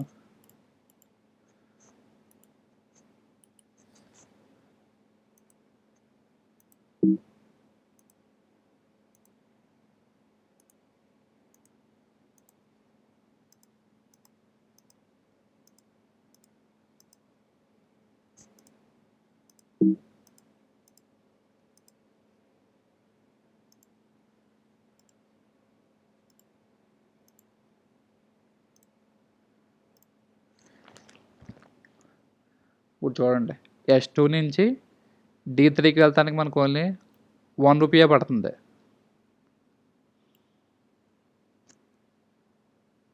S2 నుంచి D3కి వెళ్తానికి మనకు ఓన్లీ పెర్ గూడ్కి, ఇప్పుడు S2 దగ్గర ఎన్ని గూడ్స్ ఉన్నాయంటే 15 గూడ్స్ ఉన్నాయి. ఒక్కొక్క గూటికి ఎంత పడుతుందంటే ₹1 పడుతుంది. ఏది S2 నుంచి D3కి వెళ్తానికి. అంటే ఇక్కడ స్టార్ట్ అవుతుంది. S2 నుంచి D3కి వెళ్తానికి ఒక్కొక్క గూటికి ₹1 ట్రాన్స్‌పోర్టేషన్ కాస్ట్. ఇప్పుడు S2 దగ్గర ఎన్ని గూడ్స్ ఉన్నాయంటే 15 గూడ్స్ ఉన్నాయి. బట్ D3 దగ్గర డిమాండ్ ఎంత ఉందంటే 17 గూడ్స్ ఉన్నాయి. అంటే D3 దగ్గర 17 గూడ్స్ కావాలి నాకు. బట్ మీరు షాప్‌కి వెళ్లారమ్మా, ఏదో ప్రొడక్ట్ అడిగారు. మీకు 17 ప్రొడక్ట్స్ కావాలి. బట్ వాడి దగ్గర ఎన్ని ప్రొడక్ట్స్ ఉన్నాయంటే 15 ప్రొడక్ట్సే ఉన్నాయి. అంటే వీడు ఎన్ని పంపించగలడంటే 15. ఓన్లీ 15 ప్రొడక్ట్సే మీకు అలొకేట్ చేస్తాడు. ఇప్పుడు S2 నుంచి D1కి వెళ్ళొచ్చు, D2కి వెళ్ళొచ్చు, D3కి వెళ్ళొచ్చు, D4కి వెళ్ళొచ్చు. సో మీరు ఏం చేస్తానంటే అండ్ మీకు ఎగ్జాంపుల్ చెప్తున్నాను, ప్రాబ్లంకి ఎలాగ అర్థమవుతుంది. సో ఇక్కడ ట్రాన్స్‌పోర్టేషన్ కాస్ట్ తక్కువ. ఎంత? ₹1. అయితే మీరు ప్రొడక్ట్స్ అన్నీ కూడా D3లో ఉన్నప్పుడు S2 నుంచే కొంటున్నారు ప్రొడక్ట్స్ అన్నీ కూడా. బట్ అలాగే 15 ప్రొడక్ట్సే ఉన్నాయి. మీకు ఎన్ని కావాలి? 17 ప్రొడక్ట్సే కావాలి. బట్ ఇక్కడ 17 ఇవ్వాలంటే ఎవడు ఓన్లీ 15 ఇస్తాడు. అప్పుడు మీ డిమాండ్ అప్పుడు ఇక్కడ ఏమవుతుందంటే 15 ప్రొడక్ట్స్ మీకు అమ్మేసాడు. ఇంక వీడి దగ్గర ప్రొడక్ట్స్ ఉంటాయా? S2 దగ్గర 0 అయిపోతాయి. దాన్ని ఎలా ఇండికేట్ చేస్తారంటే /0 అని చెప్పి ఇండికేట్ చేసుకుంటారు మీరు.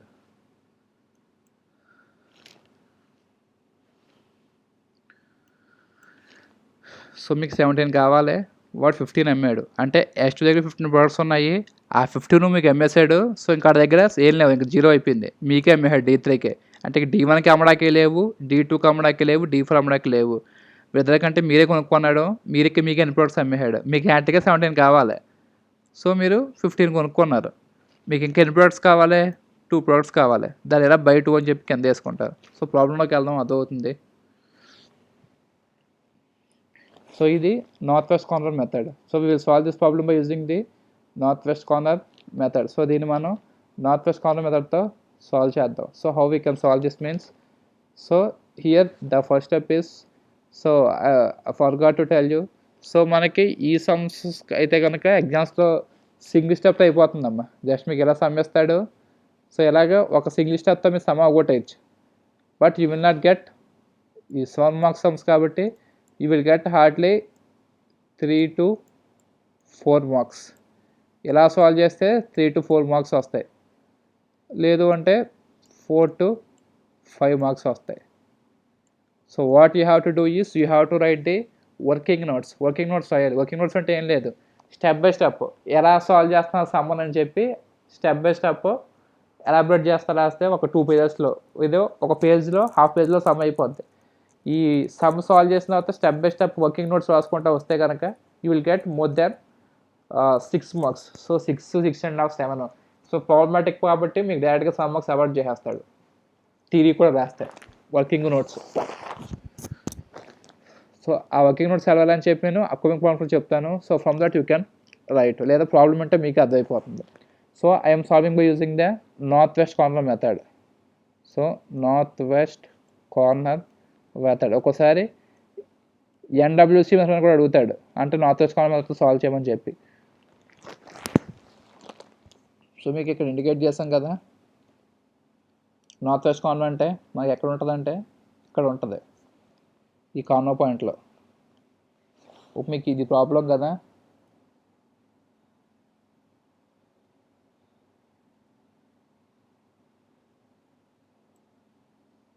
సో ఈ ప్రాబ్లం మీకు ఎక్కడ ఉంటుందంటే నార్త్ వెస్ట్ కార్నర్ మెథడ్ అనేది ఇక్కడ ఉంటుంది. మీరు ఫస్ట్ ఇక్కడికి ట్రాన్స్పోర్టేషన్ చేయాలి ఈ పాయింట్కి. So you have to do transportation from this point. ఎందుకంటే మీకు ఇదే నార్త్ వెస్ట్ కార్నర్ కాబట్టి. So first of all you will go with the allocation. So ఏం లేదు, ఈ జస్ట్ ఇలాగా ఈ బ్లాక్ డ్రా చేస్తారు, యాక్సెస్ నోట్ చేసుకుంటారు. D1, D2, D3, D4, 22, 15, 18 ఎన్ని ఇలా నోట్ చేసుకుంటారు. 22, 15 అంటే యాక్చువల్గా బోర్డు మీద మీకు క్లియర్గా అర్థమవుతుంది, but I can also explain the better. So 22, 15, 8 అంటే S1 దగ్గర 22, S2 దగ్గర 15, S2 దగ్గర 8 ఇలా నోట్ చేసుకున్నారు. అలాగే డిమాండ్ చూడండి, D1, D2, D3, D4 7, 12, 17, 9. So 7, 12, 17, 9. ఇవి నోట్ చేసుకున్నారు.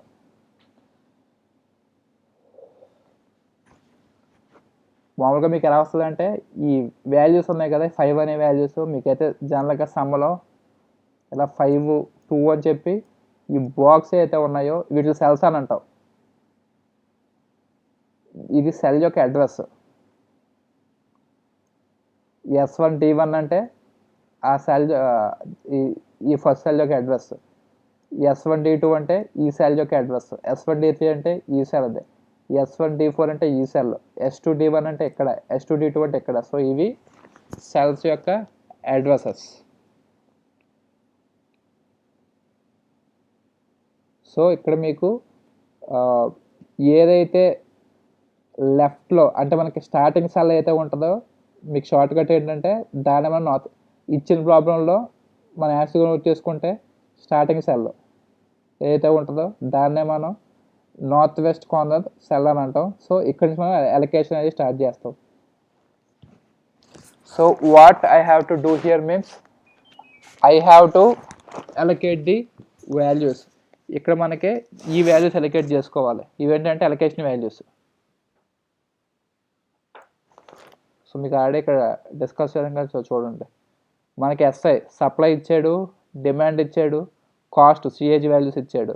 మనం ఏ ఫైండ్ అవుట్ చేయాలంటే ఎక్స్ఐజే ఫైండ్ అవుట్ చేయాలి. అంటే ఎన్ని నెంబర్ ఆఫ్ యూనిట్స్ షిప్ చేయాలి, number of units shipped from I to J. So ఇవి ఎస్ వాల్యూస్, ఇవి డ్యూ వాల్యూస్, ఇవి సి కాస్ట్ వాల్యూస్. ఈ బాక్సెస్ ఉన్నాయి కదా 7 or 12 or 3 అని ఇవన్నీ కూడా XIJ values. So these are the values of XIJ. So వీటిని ఎక్స్ఐజే వాల్యూస్ అని అంటాం. So we call these values as XIJ values. So వీటిని మనం ఎక్స్ఐజే వాల్యూస్ అని అంటాం. సో వీటిని మనం ఎలా సాల్వ్ చేస్తామంటే చూడండి. ఇవి మనం ఫైండ్ అవుట్ చేయాలి. ఈ బాక్స్ చేసుకోవడం కోసం ఏం చేస్తామంటే దీన్ని మనం జస్ట్ సెల్లో ఏదో ఒక వాల్యూని మేము మూలలో వేసుకుంటాం. సెంటర్లో వేసుకోకూడదు, కొంచెం కార్నర్గా వేసుకోండి. సో మనం north west corner first step ఏంటంటే the first step is to identify the north west corner cell. North west కార్నర్స్లో మనం ఐడెంటిఫై చేయాలి. సో ఈ ప్రాబ్లంలో ఇదే north west corner cell. So ఇక్కడ మనం ఐడెంటిఫై చేసాం. ఇప్పుడు చూడండి, ఇది 5 కదా. 5 అంటే ఇది నార్త్ వెస్ట్ కార్నర్ సెల్. దీని అడ్రస్ ఎంత? S1 D1. ఇక్కడ 5 అంటే ఏంటి? కాస్ట్ ఆఫ్ ట్రాన్స్పోర్టేషన్ కాస్ట్ ఇది. అంటే S1 నుంచి D1కి వెళ్తానికి అయ్యే ట్రాన్స్పోర్టేషన్ కాస్ట్ ఎంత? పర్ యూనిట్కి 5 రూపీస్. S1 అనే సోర్స్ నుంచి D1 అనే డెస్టినేషన్కి ఒక యూనిట్ గూడ్ని ట్రాన్స్పోర్ట్ చేస్తే అయ్యే ఖర్చు 5 rupees. So from the source S1 to D1 the transportation cost is 5 rupees. So S1 అనే సోర్స్ నుంచి D1 అనే డెస్టినేషన్కి ఒక యూనిట్ ఆఫ్ గూడ్ ట్రాన్స్పోర్ట్ చేస్తే వచ్చే కాస్టే 5 రూపీస్. ఇప్పుడు చూడండి, మనం ఇక్కడ ఏం చేస్తామంటే నార్త్ వెస్ట్ కార్నర్ మెథడ్ కదా. ఇక్కడ మనం బాగా తక్కువ కాస్ట్ ఏముందంటే 1 ఉంది, 3 ఉంది, తర్వాత 4s ఉన్నాయి, తర్వాత 5 ఉంది, 2 ఉంది. బట్ ఇక్కడ మనం ఇదేందుకు ఈ సెల్ ఎందుకు చూస్ చేసుకున్నామంటే లీస్ట్ కాస్ట్ ఉన్న సెల్ చూడడం అనేసి. అంటే మనకి ఇక్కడ ట్రాన్స్పోర్టేషన్ మోడల్స్ ఎందుకు యూజ్ చేస్తున్నామంటే because to minimise the cost. Transportation cost minimise చేయడానికి మనం ట్రాన్స్పోర్టేషన్ మోడల్స్ని యూజ్ చేస్తున్నాం. బట్ నేను ఈ సెల్ ఎందుకు చూస్ చేసుకున్నా అంటే ఇది north west corner method. So ఇందాక మనం థియరీ కూడా చూసాం. నార్త్ వెస్ట్ కార్నర్ మెథడ్లో ఓన్లీ నార్త్ వెస్ట్ సెల్స్కి ఎలికేట్ చేయాలి, లీస్ట్ కాస్ట్ సెల్స్ కాదు. లీస్ట్ కాస్ట్ సెల్స్కి అయితే కనుక లీస్ట్ కాస్ట్ మెథడ్కి అయితే కనుక లీస్ట్ సెల్స్కి నేను ఫస్ట్ అలొకేట్ చేస్తాను. ఆ తర్వాత సెకండ్ లీస్ట్ సెల్కి అలొకేట్ చేస్తాను, తర్వాత థర్డ్ లీస్ట్ సెల్కి అలొకేట్ చేసుకుంటూ వెళ్తాను. సో ఇక్కడ ఇది నార్త్ వెస్ట్ కార్నర్ మీద కాబట్టి నేను కాస్ట్ కన్సిడర్ చేయను, ఓన్లీ డైరెక్షన్ కన్సిడర్ చేస్తాను. సో ఇక్కడ మనకి ఈ ఇచ్చిన డయాగ్రామ్లో ఇది నార్త్ వెస్ట్ కార్నర్. సో ఇక్కడ నేను అలొకేట్ చేస్తాను. ఇక్కడ ఏంటంటే ఈ 5 అనేది ఏ లొకేషన్లో ఉందంటే S1 D1. అంటే S1 అనే సోర్స్ నుంచి D1 అనే డెస్టినేషన్కి ఒక యూనిట్ ఆఫ్ గూడ్ ట్రాన్స్పోర్ట్ చేయడానికి అయ్యే ఖర్చు ఎంత అంటే 5 రూపీస్. సో మీకు ఇప్పుడు దాకా ఇక్కడ అర్థమయ్యే ఉంటుంది. సో చూడండి, S1 దగ్గర ఎంత ఉందంటే సప్లై 22 ఉంది. So the supply at S1 is 22. అంటే S1 దగ్గర ఎన్ని ప్రొడక్ట్స్ ఉన్నాయంటే 22 ప్రొడక్ట్స్ ఉన్నాయి. అంటే నేను S1 నుంచి ఎన్ని ప్రొడక్ట్స్ పంపగలంటే 22 ప్రొడక్ట్స్ పంపగలను. ఇప్పుడు నేను ఎక్కడ అంటే ఇప్పుడు S1 నుంచి ఎక్కడెక్కడ రూట్స్ ఉన్నాయి, S1 నుంచి D1కి వెళ్ళొచ్చు, D2కి వెళ్ళొచ్చు, D3కి వెళ్ళొచ్చు, D4కి వెళ్ళొచ్చు. సో ఇవన్నిటికి కలిపి నేను మ్యాక్సిమం 22 ప్రొడక్ట్స్ పంపగలను. I can send 22 products from S1 to D1, D2, D3, D4. అంటే ఈ S1 అనే ఒక ప్లేస్ నుంచి నేను D1, D2, D3, D4కి 22 ప్రొడక్ట్స్ పంపగలను. ఎందుకంటే దగ్గర 22 ప్రొడక్ట్స్ ఉన్నాయి నా దగ్గర సప్లై. ఇప్పుడు నేను నార్త్ వెస్ట్ కార్నర్ సెల్ ఇదే కదా, ఇది సెల్. సో ఇప్పుడు నేను S1 నుంచి D1కి పంపించాలి. సో దాని ట్రాన్స్పోర్టేషన్ కాస్ట్ ఎంత, 5 రూపీస్. సో S1 నుంచి D1కి వెళ్తాక ట్రాన్స్పోర్టేషన్ కాస్ట్ 5 రూపీస్. S1 దగ్గర ఎన్ని ఉన్నాయంటే 22 ఉన్నాయి. ఇప్పుడు నేను ఎన్ని పంపించాలంటే డిమాండ్ ఎంత అయితే అంత పంపించాలి. S1 దగ్గర 22 ప్రొడక్ట్స్ ఉన్నాయి, నేను S1 నుంచి D1కి పంపించాలి. ఇప్పుడు D1 దగ్గర డిమాండ్ ఎంత ఉంది, 7 ఉంది డిమాండ్. S1 దగ్గర 22 గూడ్స్ ఉన్నాయి, బట్ నేను S1 నుంచి D1కి పంపిస్తున్నాను. అంటే S1 దగ్గర 22 గూడ్స్ ఉన్నాయి రెడీగా, బట్ D1కి ఎన్ని కావాలి, 7 కావాలి. So I can send only 7 goods. So 7 goods నేను పంపించేస్తున్నాను. అందుకు ఏం చేస్తానంటే నేను ఈ సెల్లో 7 అలొకేట్ చేసుకుంటాను. ఇలా పెట్టుకొని ఈ 7 వేసుకుంటాను. ఇప్పుడు ఈ S1 అనేవాడు D1కి ఎన్ని గూడ్స్ ఇచ్చేసాడు, 7 గూడ్స్ ఇచ్చేసాడు. ఆ దగ్గర S1 దగ్గర టోటల్ 22 గూడ్స్ ఉన్నాయి. ఆ 22 గూడ్స్ ఉన్నాయి. S1 have 21 goods. Now S1 can send, S1 దగ్గర 22 గూడ్స్ ఉన్నాయి. S1 అనేవాడు D1కి, D2కి, D3కి, D4కి గూడ్స్ పంపించగలడు. మొత్తానికి కలిపి మ్యాక్సిమం 22 గూడ్స్ పంపించగలడు. ఇప్పుడు S1 నుంచి D1కి గూడ్స్ పంపించాలి. మొత్తం S1 దగ్గర 22 గూడ్స్ ఉన్నాయి. వాడు S1కి, S2కి, S3కి, S4కి పంపించగలడు గూడ్స్. సో బట్ ఇప్పుడు ఏం చేస్తాడంటే S1 నుంచి D1 గూడ్స్ పంపిస్తున్నాడు. D1 దగ్గర D1కి ఎన్ని గూడ్స్ కావాలంటే 7 గూడ్సే కావాలి, అవసరం లేదు. సో 7 పంపించేశాడు. అప్పుడు ఏం చేస్తామంటే S1 నుంచి D1కి 7 గూడ్స్ పంపించేశాడు కాబట్టి సో జస్ట్ ఇలా పెట్టుకొని 7 అని తీసుకుంటాం, ఇలా అమౌంట్ పెట్టుకొని. ఇప్పుడు S1 దగ్గర 22 గూడ్స్ ఉన్నాయి కదా, ఈ 20 గూడ్స్లో ఆడి D1కి ఎన్ని గూడ్స్ ఇచ్చేసాడు, 7 ఇచ్చేసాడు. అంటే 22 - 7 చేస్తే ఎన్ని ఉంటాయి, ఇంకా 15 గూడ్స్ ఉంటాయి. ఆ 15 ఇక్కడ వేసుకున్నాం. ఇప్పుడు D1కి 7 గూడ్స్ ఇచ్చేసాడు కదా ఇక్కడ. ఇంకే వీడి రిక్వైర్మెంట్ ఏముంటుందంటే ఏముండదు. సో 0. అంటే వీడి డిమాండ్ ఫుల్ఫిల్ అయిపోయింది ఇక్కడ రిక్వైర్మెంట్. D1 గడికి 7 గూడ్స్ కావాలి, పంపించేశాడు. సో ఇక్కడ ఇది అయిపోయింది కాబట్టి ఫుల్. సో దీన్ని ఇలా మనం హైలైట్ చేసుకుందాం. అంటే D1 దగ్గర డిమాండ్ 7 గూడ్స్ ఫుల్ఫిల్ అయిపోయింది. ఇప్పుడు చూడండి అమ్మ, S1 అనే వేర్ హౌస్ నుంచి D1కి వెళ్ళగలవు, D2కి, D3కి, D4కి. అలాగే S2 నుంచి D1, D2, D3, D4. S2 నుంచి కూడా అలాగే వెళ్ళగలవు. అంటే D1కి ఎక్కడెక్కడి నుంచి ప్రొడక్ట్స్ రావచ్చు, S1 నుంచి రావచ్చు, S2 నుంచి రావచ్చు, S5 నుంచి రావచ్చు. బట్ D1కి ఎన్ని ప్రొడక్ట్స్ కావాలి, 7 ప్రొడక్ట్సే కావాలి. ఆ 7 ప్రొడక్ట్స్ S1, S2, S5 నుంచి ముగ్గురు దగ్గర నుంచి రావచ్చు, లేదా ఓన్లీ S1 దగ్గర నుంచే రావచ్చు, లేదా S2 దగ్గర నుంచి రావచ్చు, లేదా S3 దగ్గర నుంచి రావచ్చు. ఈ కేసులో ఓన్లీ S1 దగ్గర నుంచే వచ్చినాయి. ఇక్కడ డిమాండ్ చూడండి, ఇంకా D1కి 7 ప్రొడక్ట్స్ కావాలమ్మా. ఆ 7 ప్రొడక్ట్స్ ముగ్గురు దగ్గర నుంచి దగ్గర నుంచి రావచ్చు. S1 రావచ్చు, S2 రావచ్చు, S3 రావచ్చు, లేదా ఒక దగ్గర నుంచి రావచ్చు, అందరి దగ్గర నుంచి రావచ్చు. సో ఆల్రెడీ D1కి S1 దగ్గర నుంచి 7 ప్రొడక్ట్స్ వచ్చినాయి కాబట్టి ఇక్కడ 0 అయిపోయింది కదా. అప్పుడు ఏం చేస్తామంటే ఇంకా S1 గడికి గూడ్స్ అవసరం లేదు కాబట్టి ఇలా స్ట్రైక్ ఆఫ్ చేసుకుంటాం వాటిని. సో ఇక్కడ చూడండి, ఇంకా స్ట్రైక్ ఆఫ్ చేసుకున్నాం.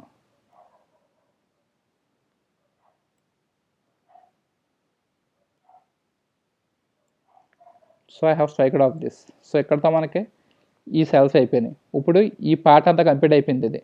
ఈ పార్ట్ అంతా సో ఇక్కడతో మనకి ఒక స్టెప్ అయింది.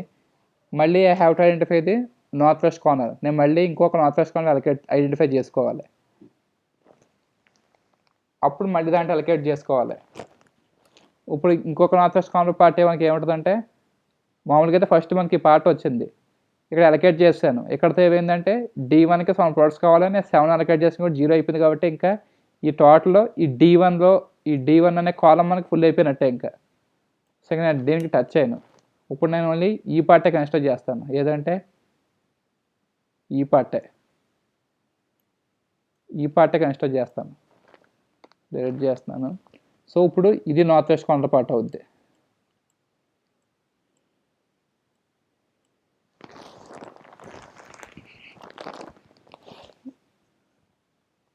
ఇప్పుడు ఈ S1 దగ్గర నుంచి D1 కాడ అలొకేట్ చేస్తాడు, ఇంక అయిపోయింది.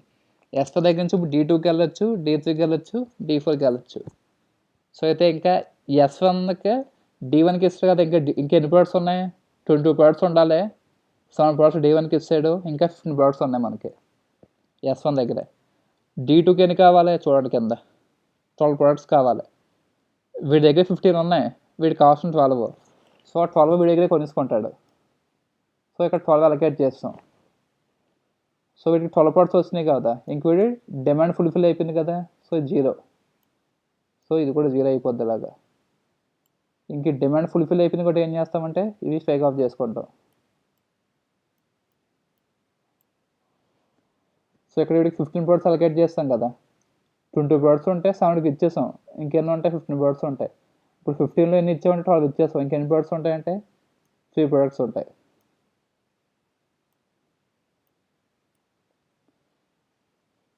అంటే ఈ పార్ట్ అయిపోయింది, ఈ పార్ట్ అయిపోయింది. ఇంక మనకి ఓన్లీ ఈ పార్ట్. ఎందుకంటే చూడండి ఇక్కడ ఇక్కడ డిమాండ్ ఫుల్ఫిల్ అయిపోయింది కదా. 7 కావాలి వీడికి డిమాండ్, ఇవి అలొకేట్ చేస్తాం 7. సో 0. ఇక్కడ 12 కావాలి, 12 అలొకేట్ చేస్తాం 0. సో ఇంక మనకి ఈ పార్ట్ అవసరం లేదు. So we will not touch this part. So ఇంక మనం ఈ పార్ట్ని టచ్ చేయం, ఓన్లీ మనం ఈ పార్ట్ని టచ్ చేయాలి.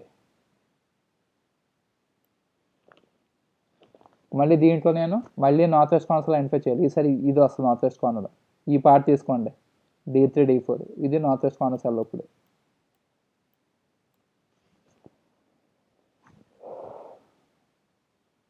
అంటే మళ్ళీ S1 నుంచి D1కి అయిపోయింది, D2కి అయిపోయింది, ఇంకా D3 D4 ఉన్నాయి మనకి. ఇప్పుడు చూడండి, ఇంకా S1 దగ్గర ఎన్ని ఉన్నాయి మనకి? 3 ఉన్నాయి. ఇంకా S1 దగ్గర 3 ఉన్నాయి.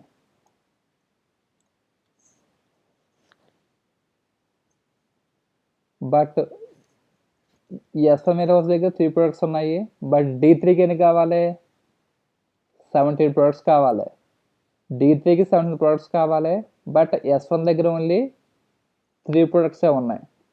అప్పుడు వీడు ఏం చేస్తాడంటే S1 దగ్గర నుంచి 3 ప్రొడక్ట్స్ కొనుక్కుంటాడు. వీడికి ఎన్ని కావాలంటే 17 ప్రొడక్ట్స్ కావాలి. బట్ S1 దగ్గర 3 ప్రొడక్ట్సే ఉన్నాయి. అంటే S1 దగ్గర ఇంకెన్ని ప్రొడక్ట్స్ ఉన్నాయంటే లీస్ట్. ఇక్కడ వెళ్ళేది లాజిక్ ఏంటంటే సప్లై డిమాండ్ కంపేర్ చేసుకుంటాం, ఏది మినిమం ఉంటే అది మినిమం వేసుకుంటాం. ఇప్పుడు సప్లై ఎక్కువ ఉందని చెప్పి మన డిమాండ్ లేకపోయినా కొనుక్కోము. మీకు ఫస్టే చూడండి, స్టార్టింగ్లో వీడి దగ్గర 22 ఉన్నాయి సప్లై, బట్ వీడికి ఎన్ని కావాలి? 7 కావాలి. సో ఇది లీస్ట్ వాల్యూ 7 కాబట్టి ఇంక ఇదే కొనుక్కున్నాడు, వీడికి కావాల్సిందే కొనుక్కున్నాడు. సో 7 వేసుకున్నాం ఇక్కడ. ఇప్పుడు మన D3 చూడండి, వీడి దగ్గర ఓన్లీ 3 ఉన్నాయి, బట్ వీడికి ఎంత కావాలి? 17 కావాలి. బట్ వీడు 3 అమ్ముతాడు, ఎందుకంటే వీడి దగ్గర లేవు కాబట్టి 3 అమ్ముతాడు. ఇంకోటి 3 కొనుక్కోవాలి. ఇక్కడేమో S1 తీసుకోండి. S1 దగ్గర జనరల్గా అయితే 22 ప్రొడక్ట్స్ ఉండేవి టోటల్గా, అంటే సమ్ స్టార్ట్ చేయకముందు. మరి D1 ఇది వచ్చింది కదా, దీన్ని క్యాలిక్యులేట్ చేసుకున్నాం. వీడికి 7 కావాలి. వీడి దగ్గర 22 ప్రొడక్ట్స్ ఉన్నాయని చెప్పి 20 ప్రొడక్ట్స్ కొనుక్కోడు D1 అనేవాడు, ఓన్లీ 7 కొనుక్కోండి. ఎందుకంటే వీడికి ఎన్ని కావాలి? 7 కావాలి. సో 7 కొనుక్కున్నాడు. అలాగే D3కి ఎన్ని కావాలి? 17 కావాలి. బట్ వీడి దగ్గర ఎన్ని ఉన్నాయంటే 3 ఉన్నాయి. సో ఆ 3 కొనుక్కుంటాడు. అంటే ఇక్కడ లీస్ట్ అయితే అది వేసుకుంటాం ఇక్కడ సప్లై డిమాండ్లోని ఆ వాల్యూస్. సో ఇక్కడ 3 ఉంది, అటు షార్ట్ కట్. ఇక్కడ 17 ఉంది, ఏది లీస్టు? 3 లీస్టు. ఆ 3 వేసుకున్నాం. మీకు ఇంకా బెస్ట్ చూడండి, ఇక్కడ ఫస్ట్ చూడండి అమ్మ, 22 ఉంది, ఇది నార్త్ వెస్ట్ కార్నర్ వచ్చింది మనకు స్టార్టింగ్లోనే. ఇక్కడ 22 ఉంది, ఇక్కడ 7 ఉంది. లీస్ట్ ఏది 7 కదా, సో 7 వేసుకున్నాం. సో 7 ఫుల్ కూడా 0 చేసుకున్నాం. ఇక్కడ 22 7 తీస్తాం, 15 వచ్చింది. ఇక్కడికి ఇంత ఫ్లాట్ అయిపోయింది. మళ్ళీ ఇక్కడికి వచ్చాం, ఇక్కడ 15 ఉన్నాయి, ఇక్కడ 12 ఉంది. సో ఇక్కడ 12 కాబట్టి 12 వేసుకున్నాం. సో 15 12 తీస్తాం, 3 ఉంది. ఇక్కడ ఫుల్ ఫిల్ కొట్టి ఇలా క్రాస్ చేసుకున్నాం. అలాగే ఇక్కడ 17 ఉంది, ఇక్కడ 3 ఉంది. లీస్ట్ కాబట్టి 3 వేసుకున్నాం. అంటే మీకు షార్ట్ కట్ ఇది. మీరు జనరల్గా తీస్తే మీ దగ్గర 100 ప్రోడక్ట్స్ ఉన్నా కానీ నేను 100 ప్రోడక్ట్స్ కొన్నాను, నాకు ఎన్ని ప్రోడక్ట్స్ కొనాలనే కొంటాను. నాకు 10 కావాలి, నేను 10 కొంటాను. మీ దగ్గర 100 ప్రోడక్ట్స్ ఉండొచ్చు, 2000 ప్రోడక్ట్స్ ఉండొచ్చు, బట్ నాకు డిమాండ్ ఎంత ఉందో అన్ని ప్రోడక్ట్సే కొంటాను. అలాగే మీ దగ్గర 10 ప్రోడక్ట్స్ ఉండవచ్చు, నాకు 100 ప్రోడక్ట్స్ కావాలి, అప్పుడు నేను 10 కొనగలను. ఎందుకంటే మీ దగ్గర 10 ప్రోడక్ట్సే ఉన్నాయి. అప్పుడు మిగిలిన 90% ఎక్కడ చేస్తానంటే వేరే దగ్గర కొనుక్కుంటాను. ఇప్పుడు నేను ఎస్ఎన్ దగ్గర నుంచి కొంటున్నాను, ఎస్ఎన్ దగ్గర ఉన్నాయంటే 3 ప్రోడక్ట్సే ఉన్నాయి, బట్ నాకు ఎన్ని ప్రోడక్ట్స్ కావాలి, 70 ప్రోడక్ట్స్ కావాలి. అప్పుడు ఏం చేస్తానంటే మీ దగ్గర 3 ఉన్నాయి కాబట్టి నేను 3 కొనగలను, ఎందుకంటే ఎక్కువ కొనలేను, ఎందుకంటే మీరు తయారు చేయలేదు కాబట్టి. సో నేను 3 ప్రోడక్ట్సే కొంటాను. అప్పుడు ఏమవుతాయి, ఇంకా 0 అయిపోయాయి కదా, ఇంకా 0 వేసుకున్నాం. అప్పుడు సప్లై S1 ఇంకా అయిపోయింది కదా, 0 అయిపోయిందంటే ఏం చేస్తామంటే ఇంకా ఇక్కడ అలకేట్ చేస్తాం, ఆల్రెడీ ఇక్కడ అలకేట్ చేస్తాం, ఇక్కడ అలకేట్ అయిపోయింది. ఇంకా S1 దగ్గర D4 కరెక్ట్ చేయడానికి వెళ్ళేది కాబట్టి దీన్ని స్ట్రైక్ ఆఫ్ చేసుకుంటాం. ఇక్కడ అంతే సేమ్ కాన్సెప్ట్. ఇక్కడ 7 అలకేట్ చేస్తాం, అంటే D1కి ఎన్ని కావాలి, 7 కావాలి. ఆ 7 కూడా ఈ S1 దగ్గర నుంచి కొనుక్కున్నాం కదా మనం. సో D1కి 7 కావాలి. సో చూడండి, D1కి ఎంత ఇచ్చాడు వాల్యూ, ఇక్కడ 7 ఇచ్చాడు. సో ఈ 7 కూడా మనం ఈ S1 దగ్గర నుంచి కొనుక్కున్నాం కాబట్టి ఇంకా ఈ S2 దగ్గర కొనుక్కోము, S దగ్గర కొనుక్కోము కాబట్టి జస్ట్ స్ట్రైక్ ఆఫ్ చేసేస్తాం సింపుల్గా, అంతే. అలాగే ఇక్కడ S1 దగ్గర అన్ని ప్రోడక్ట్స్ అయిపోయినాయి కాబట్టి ఇంక వీడు S1కి అమ్మాడు, S2కి అమ్మాడు, S3కి అమ్ముతులోకి మొత్తం దగ్గర అన్ని ప్రోడక్ట్స్ అయిపోయినాయి. సో 0 అయిపోయినాయి. ఇంక వీడు S1 అనేవాడు D1కి అమ్మాడు, D2కి అమ్మాడు, D3కి అమ్మాడు. ఇంకా D3 కంపెనీకి వాడి దగ్గర ప్రోడక్ట్స్ 0 అయిపోయాయి కాబట్టి D4కి అమ్మలేడు. సో D4 స్ట్రైక్ ఆఫ్ చేసుకుంటాం. అంటే ఈ పార్ట్ అంతా స్ట్రైక్ ఆఫ్ అయిపోయింది, ఈ పార్ట్ అంతా స్ట్రైక్ ఆఫ్ అయిపోయింది, ఇది కూడా స్ట్రైక్ ఆఫ్ అయిపోయింది, ఈ పార్ట్. ఇప్పుడు ఓన్లీ ఈ 4 ఉన్నాయి. సో ఇప్పుడు చూడండి, సో 22, సో 15 3 0. సో ఇక్కడికి ఇది అయిపోయింది. ఇప్పుడు వీడికి 17 కావాలి, వీడు 3 కొన్నాడు, ఇంకెన్ని కొనాలంటే 14 కొనాలి వీడి రిక్వైర్మెంట్. అంటే 17లో 3 కొనేసాడు కదా, ఇంకా 14 కొనాలి కాబట్టి క్రాస్ పెట్టుకుని 14 వేసుకున్నాం. సో ఇప్పుడు మనకి ఈ 4 పార్ట్స్ ఉన్నాయి. ఇందులో నార్త్ వెస్ట్ కార్నర్ వచ్చి ఇది, ఈ పార్ట్.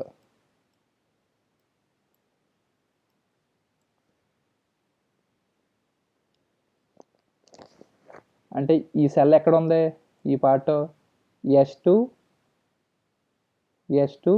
D3 చూడండి, S2 D3 దగ్గర ఉంది. ఈ S2 దగ్గర ఎన్ని ప్రోడక్ట్స్ ఉన్నాయి, 15 ప్రోడక్ట్స్ ఉన్నాయి. D3కి ఇంకెన్ని కావాలి, 17 కావాలి, 3 ఆల్రెడీ కొనేసాడు, ఇంకెన్ని కావాలి వీడికి 14 కావాలి. ఈ నీడ్ 14 ప్రొడక్ట్స్. వీడి దగ్గర ఎన్ని ఉన్నాయి, ఇంకా 15 ఉన్నాయి. అప్పుడు ఏం చేస్తాడంటే 14 ప్రొడక్ట్స్ వీడి దగ్గర కొనేసుకుంటాడు. ఎవరి దగ్గర, S2 దగ్గర. సో 15 ప్రొడక్ట్స్ ఉన్నాయి కదా, 14 వీడికి అమ్మాడు, ఇంకెన్ని ప్రొడక్ట్స్ ఉంటాయంటే ఈ will left with only 1 product. వీడి దగ్గర ఓన్లీ 1 ప్రొడక్టే ఉంది, ఒక ప్రొడక్టే ఉంది ఇక్కడ. సో ఓన్లీ ఒక ప్రొడక్టే ఉంది. ఇంక వీడు 14 కొనేసాడు కదా, సో వీడు 0 అయిపోయింది ఇక్కడ. సో ఇంకా D3 యొక్క డిమాండ్ ఫుల్ఫిల్ అయిపోయింది కాబట్టి నేను ఏం చేస్తాడంటే క్రాస్ చేస్తాడు. D3కి ఎన్ని కావాలి, మొత్తం 17 కావాలి. అయితే 3 ఒక దగ్గర కొన్నాడు, S1 దగ్గర, 14 ఒక దగ్గర కొన్నాడు. మీకు ఇంకా సింపుల్గా చెప్పాలంటే ప్లస్ చేసుకోండి అమ్మ. D3 దగ్గర ఎన్ని కావాలి, 17 కావాలి. S దగ్గర కొన్నాడు, 3 కొన్నాడు. S దగ్గర కొన్నాడు, 14 కొన్నాడు. సో 3 + 14 ఎంత, 17. సరిపోయింది. మీరు ఇక్కడ చెక్ చేసుకోవచ్చు. D2 దగ్గర ఎన్ని కావాలి, 12 కావాలి. 12 ఇక్కడ కొనేసాడు, సరిపోయింది. D1కి ఎన్ని కావాలి, 7 కావాలి. 7 ఇక్కడ కొనేసాడు, సరిపోయింది. ఇక్కడ పాస్ ట్రాక్ చేసుకోవచ్చు. మనం మిగిలింది ఏ పార్ట్ అంటే ఈ పార్ట్ ఉంది. అప్పుడు ఇది నార్త్ వెస్ట్ కార్నర్ సెల్ అవుద్ది. టాప్ అంటే లెఫ్ట్ మోస్ట్ ఇది ఉంటుంది నార్త్ వెస్ట్ కార్నర్ సెల్. ఇలా మ్యాట్రిక్స్ ఉంది, అది 2x2 అవ్వచ్చు, 2x3 అవ్వచ్చు. అందులో మనకి లెఫ్ట్ టాప్ లెఫ్ట్లో ఏదైతే ఉందో అది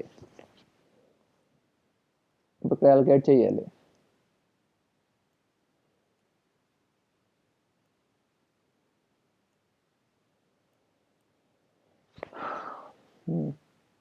అంటే S2 D4 ఇంకా S2 ఎంత ఉన్నాయంటే ఒక ప్రొడక్టే ఉంది. D4కి ఎన్ని కావాలి అంటే ఈ సెల్ చూడండి 6 అనేది ఎక్కడ ఉందంటే ఈ 6 అనేది S2 D4 దగ్గర ఉంది. S2 దగ్గర వెళ్ళి ఒక ప్రొడక్టే ఉంది. D4 దగ్గర ఎన్ని ప్రొడక్ట్స్ ఉన్నాయంటే 9 ప్రొడక్ట్స్ ఉన్నాయి. D4 దగ్గర 9 ప్రొడక్ట్స్. S2 D4 S2 దగ్గర వెళ్ళి ఒక ప్రొడక్ట్ ఉంది అమ్మడానికి. D4కి ఎన్ని కావాలంటే 9 ప్రొడక్ట్స్ కావాలి. ఒకటే ఉంది, వీటికి 9 కావాలి. సో ఆ ఒకటే ఏం చేస్తాడంటే ఇక్కడ కొనుక్కుంటాడు.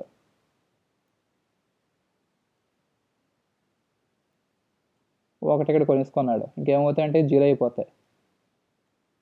ఈ పార్ట్లకు స్ట్రైక్ చేయడానికి ఏం లేవు కదా ఆల్రెడీ. ఇవన్నీ ఇది ఎక్కడ స్ట్రైక్ అయిపోయింది, ఇది స్ట్రైక్ అయిపోయింది, ఇక్కడ ఎలకేట్ చేస్తాం, ఇక్కడ ఎలకేట్ చేస్తాం. సో ఇక్కడ మనకి అయిపోయింది. ఇంక ఇదే లాస్ట్ కార్నర్. ఇప్పుడు ఈ సెల్కి వస్తాం. వీడికి 9 కావాలి కదా, ఆడవాడు కొనేసాడు. ఇంకెన్ని ఉంటాయంటే 8 ఉంటాయి.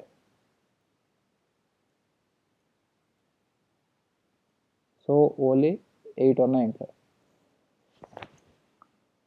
5 S3 D4. S3కి ఎన్ని ప్రొడక్ట్స్ కావాలంటే S3 D4 S3 దగ్గర 8 ప్రొడక్ట్స్ ఉన్నాయి. D4కి ఎన్ని కావాలి ఇంకా 8 కావాలి. సో ఆ 8 ఇక్కడ కొనుక్కున్నాడు.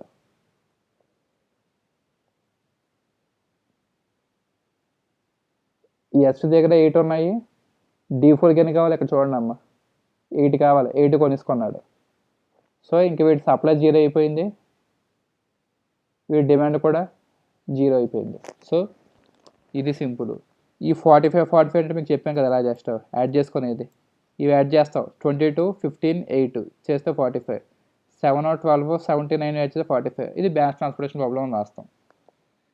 ఇప్పుడు మీరు వెరిఫై చేసుకోవచ్చు కావాలంటే. S1 వాల్యూ ఎంత 22, S2కి 15, S3కి 8. మనం అలకేట్ చేస్తాం కదా. 7 + 12 ఎంత 19, 19 + 3 22 సరిపోయింది. S2కి ఎన్ని 15 కదా, సో 14 + 1 15 సరిపోయింది. S3కి 8 కదా, సో 8 సరిపోయింది. ఇలా చూసుకోండి. D1కి ఎంత 7, సో 7 సరిపోయింది. D2కి ఎంత 12, సో 12 సరిపోయింది. D3కి ఎంత 17, సో 17 అంటే 3 + 14 సరిపోయింది. నెక్స్ట్ D4కి ఎంత 9 అంటే 1 + 8 సరిపోయింది. సో ఈ విధంగా మీరు వెరిఫై చేసుకోవచ్చు డిమాండ్ సాఫ్ట్. అంటే మీరు ఎక్కడ వాంగ్ చేస్తే కనుక ఈ డిమాండ్ సప్లై అవ్వవు.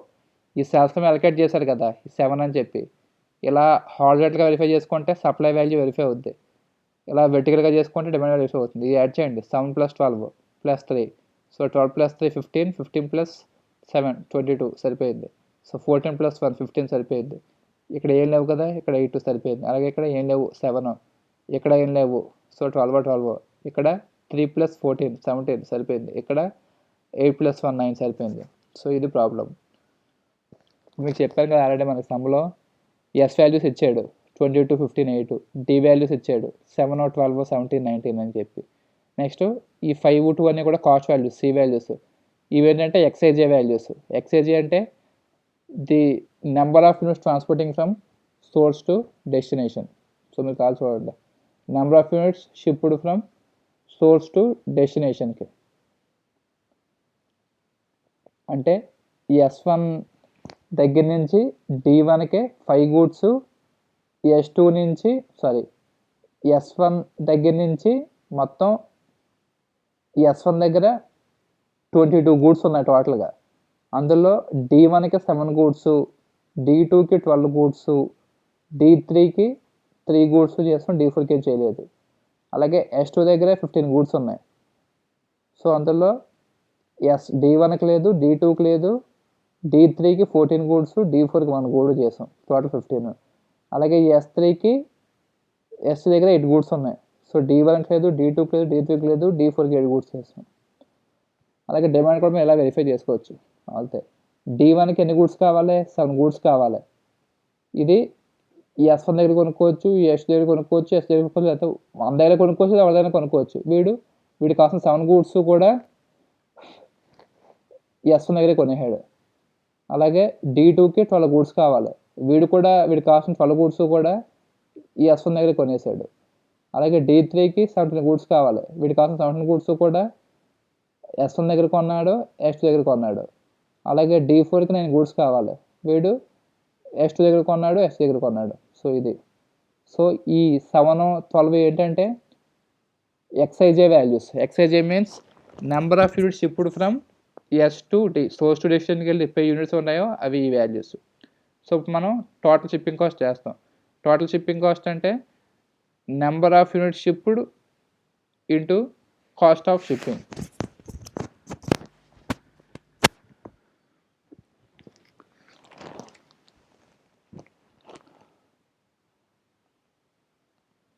మీకు బిర్యానీ చెప్పాను కదా ఇక్కడ కాస్ట్ ఏది 250 + 25. 250 is the biryani cost, 25 the transportation cost. So టోటల్గా 275. ఈ ఎగ్జాంపుల్ అనేది మీకు జనరల్గా రియల్ టైంలో యూస్ చేస్తాడు. రియల్ టైంలో అంటే మీకు shipping of the cost of product cost అంటే ప్రొడక్ట్ యొక్క కాస్ట్ ఎంత ప్లస్ దాన్ని షిప్ చేయడానికి ఎంత ఏం పట్టిందో రెండు కన్సిడర్ చేస్తాడు. బట్ ఇక్కడ మనకి ప్రాబ్లమేటిక్గా కాబట్టి జనరల్గా మనం ఓన్లీ ట్రాన్స్పోర్టేషన్ కాస్టే కన్సిడర్ చేస్తున్నాం. We will not consider the cost of the product యొక్క కాస్ట్ మనం కన్సిడర్ చెయ్యం. We consider only the transportation cost only. Transportation కాస్టే కన్సిడర్ చేస్తాం. మీకు ఇంకా బెస్ట్ ఎగ్జాంపుల్ చెప్పాలంటే ఫ్లిప్కార్ట్ వాటిలో సెల్ ఫోన్స్ ఆర్డర్ చేస్తామమ్మా. చిన్న బాక్స్ ఉంటుంది సెల్ ఫోన్, ఒక 50 రూపీస్ ఎంతో షిప్పింగ్ ఛార్జ్ తీసుకుంటాడు. ఒక్కోసారి ఫ్రీ షిప్పింగ్ ఇస్తాడు కొన్ని ప్రోడక్ట్స్కి అయితే. ఎలా ఆఫర్స్ ఉన్నా కానీ వాటికి వాడే ఫ్రీ షిప్పింగ్ ఇస్తాడు. ఒక్కోసారి ఫ్రీ షిప్పింగ్ ఇవ్వడం ఓ 50 రూపీస్ ఛార్జ్ చేస్తాడు. మీరు 1 lakh పెట్టి ఏ యాపిల్ సెల్ ఫోన్ పర్చేజ్ చేశారు, చిన్న బాక్సే ఉంటుంది, సో 50 రూపీస్ ఛార్జ్ చేస్తాడు. అదే మీరు 5,000 పెట్టి ఏదో పెద్ద ట్రాలీయో పెద్ద ఏదైనా ఆర్డర్ చేశారు, లేదా పెద్ద బాక్స్లో వస్తుంది. అది ఆ పెద్ద బాక్స్లో వస్తుందానికి మీకు ట్రాన్స్పోర్టేషన్ కాస్ట్ 250 చేయొచ్చు. దాని ఒరిజినల్ కాస్ట్ ఓ 10,000 to 5,000 ఉండొచ్చు. బట్ దాని సైజ్ పెద్ద ఉంది కాబట్టి దాని ట్రాన్స్పోర్టేషన్ కాస్ట్ కొంచెం ఎక్కువ ఉండొచ్చు. దీని కాస్ట్ ఎక్కువ ఉన్నా కానీ సైజ్ అంతా కూడా ట్రాన్స్పోర్టేషన్ కాస్ట్ తక్కువ ఉండొచ్చు. సో ఇలాంటివన్నీ కూడా కన్సిడర్ చేస్తారు. బట్ ఇక్కడ మీరు ఏం కన్సిడర్ చేసుకోవాలంటే XIJ అంటే ఇక్కడ మనకి సప్లై ఇస్తాడు, డిమాండ్ ఇస్తాడు, షిప్పింగ్ కాస్ట్ ఇస్తాడు, నెంబర్ ఆఫ్ యూనిట్స్ ఇప్పుడు మీరు ఇందాక చెప్పిన ఎగ్జాంపుల్ తీసుకోండి biryani. So 250 rupees biryani cost.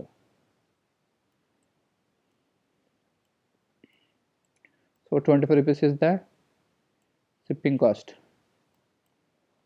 మీరు సపోజు 2 బిర్యానీలు ఆర్డర్ పెట్టారనుకోండి, ఒక బిర్యానీకి 25 రూపీస్ అయితే ఎంత, 2 బిర్యానీస్కి 50 రూపీస్. అప్పుడు 250 is the total shipping cost. So total shipping cost 50 rupees.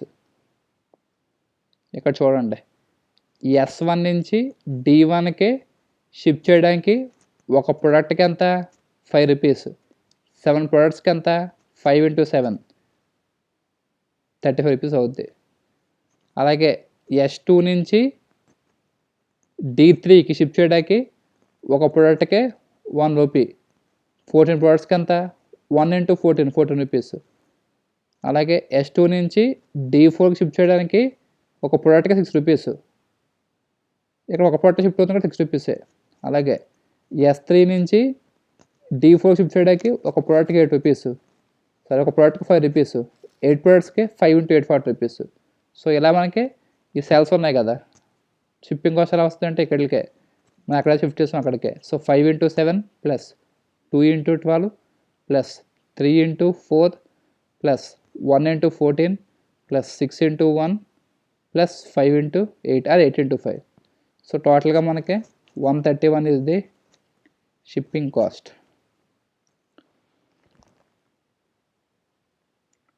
So మీకు దీనికి వర్కింగ్ నోట్స్ చెప్పాను కదా. So what you will wait for the working notes.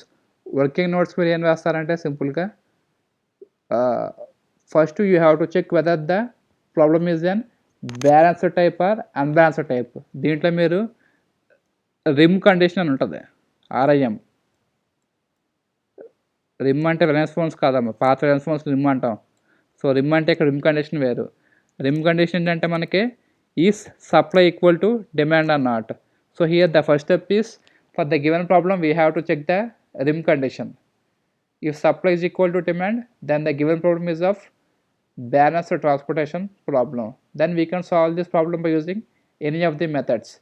We can solve it by using the least cost method, WAM method, northwest corner method.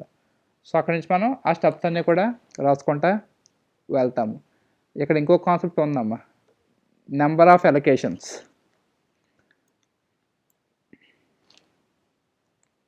So మీకు అదే ఇక్కడ remarks చెప్పాను కదా. So when the total supply is equal to the total demand, then it is called as the balanced transportation problem. అంటే ఏం లేదు, ఈ supply 22 + 15 + 8 45 వచ్చింది, 7 + 12 + 17 + 9 45. ఈ రెండు ఎక్కువలే కూడా బ్యాలెన్స్డ్. ఈ రెండు ఎక్కువ కాకపోతే then it is called as the unbalanced transportation problem. మనం ఏం చేస్తామంటే ఈ అన్బ్యాలెన్స్ని బ్యాలెన్స్డ్ ట్రాన్స్పోర్టేషన్ ప్రాబ్లం కింద చేంజ్ చేయాలి. అది ఎలా అవుతుందంటే the unbalanced transportation problem can be balanced by adding a dummy center row or dummy center dummy demand column.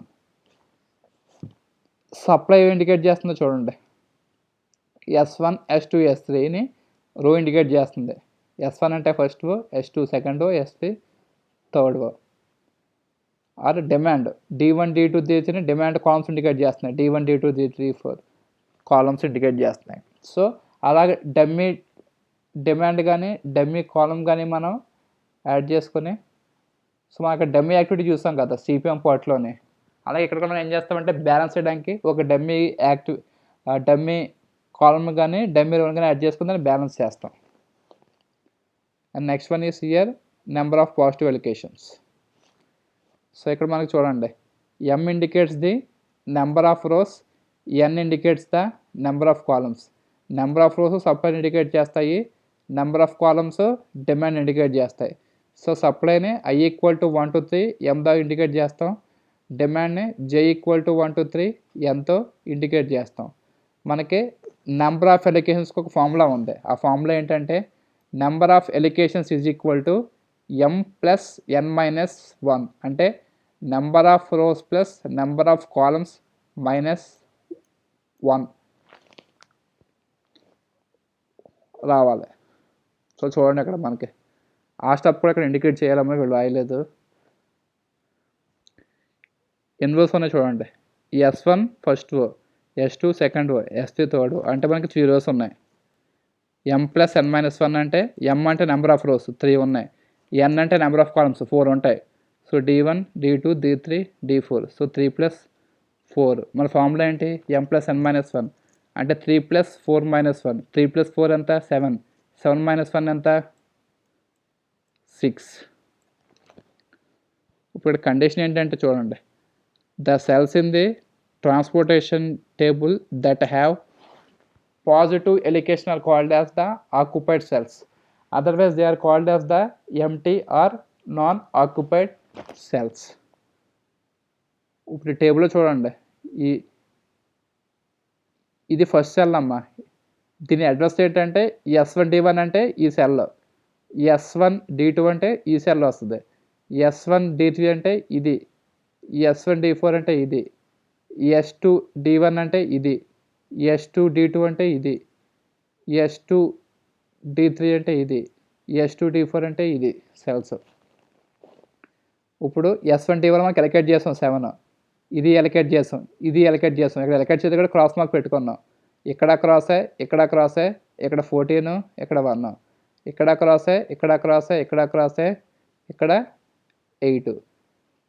అంటే ఇక్కడ మనం వాల్యూ ఎలకేట్ చేస్తాం కదా, వీటిని we call it as occupied cells. వీటిని మనం ఆక్యుపైడ్ సెల్స్ అని పిలుస్తాము.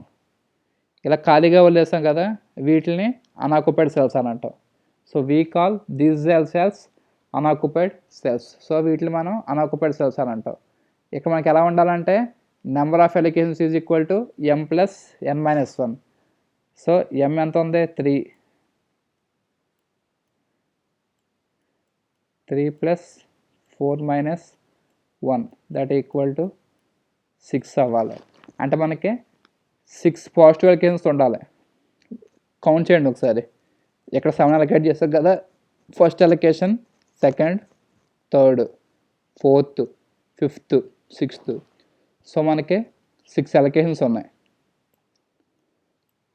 అంటే మొత్తం ఎన్ని సెల్స్ చూడండి, 1 2 3 4 5 6 7 8 9 10 11 12. అంటే 3 rows 4 columns, 3 into 4 12 cells వస్తాయి. మన ఫార్ములా ఏంటి, నెంబర్ ఆఫ్ అలొకేషన్స్కి 3 + 4-1 అంటే 7-1 అంటే 6. మనకి టోటల్గా 6 అలొకేషన్స్ అనేవి ఉండాలి. 6 అలొకేషన్స్ లేకపోయినా, 6 కన్నా ఎక్కువ ఉన్నా తక్కువ ఉన్నా, then the problem is called as the degenerate problem. అది సెకండ్ కండిషన్లో వస్తుంది. ఫస్ట్ కండిషన్ వచ్చి బ్యాలెన్స్ టర్మినల్స్తో చెక్ చేసుకుంటాము. ఇవన్నీ మీరు ప్రతి సమ్కి రాయాలమ్మా. Next, when the number of positive allocations అంటే number of decision variables at any stage of the feasible solution is less than the required number. అంటే రోస్ ప్లస్ కాలమ్స్ -1. మనకి ఎన్ని రోస్ ఉన్నాయి, ఇందాక 3 rows + 4 columns ఉన్నాయి. 3 + 4 7-1 6 ఉండాలి మన సమ్కి. But when the number of positive allocations, so దాన్నే మనం డెసిషన్ వేరియబుల్స్ అని అంటాం. ఎందుకంటే ఇక్కడ మనకి డెసిషన్ వేరియబుల్స్ అని చెప్పి ఆల్రెడీ ఫస్ట్ యూనిట్ డిస్కస్ చేసుకున్నాం కదా, ఇక్కడ కూడా వాటిలో మనం డెసిషన్ వేరియబుల్స్ అంటాము. సో మీకు ఏమైనా డెసిషన్ మీద డౌట్ ఉంటే నోట్స్ రివైజ్ చేస్తూ చూడండి యూనిట్ 1. సో డెసిషన్ వేరియబుల్స్ మనకి ఇక్కడ ఏదైతే ఉన్నాయో, so when the number of positive allocations అంటే values of decision variables m + n-1 కన్నా తక్కువ ఉంటాయి. If at any stage the feasible solution is less than the required number m + n-1, the number of independent constants equation, then the solution is said to be degenerate. అప్పుడు దాన్ని degenerate అంటాం. Otherwise it is called as the non degenerate. అంటే మన condition ప్రకారం m + n-1 మనకి ఎన్ని వచ్చినాయి, m 3 + 4-1 equal to 6 రావాలి. బట్ మనకి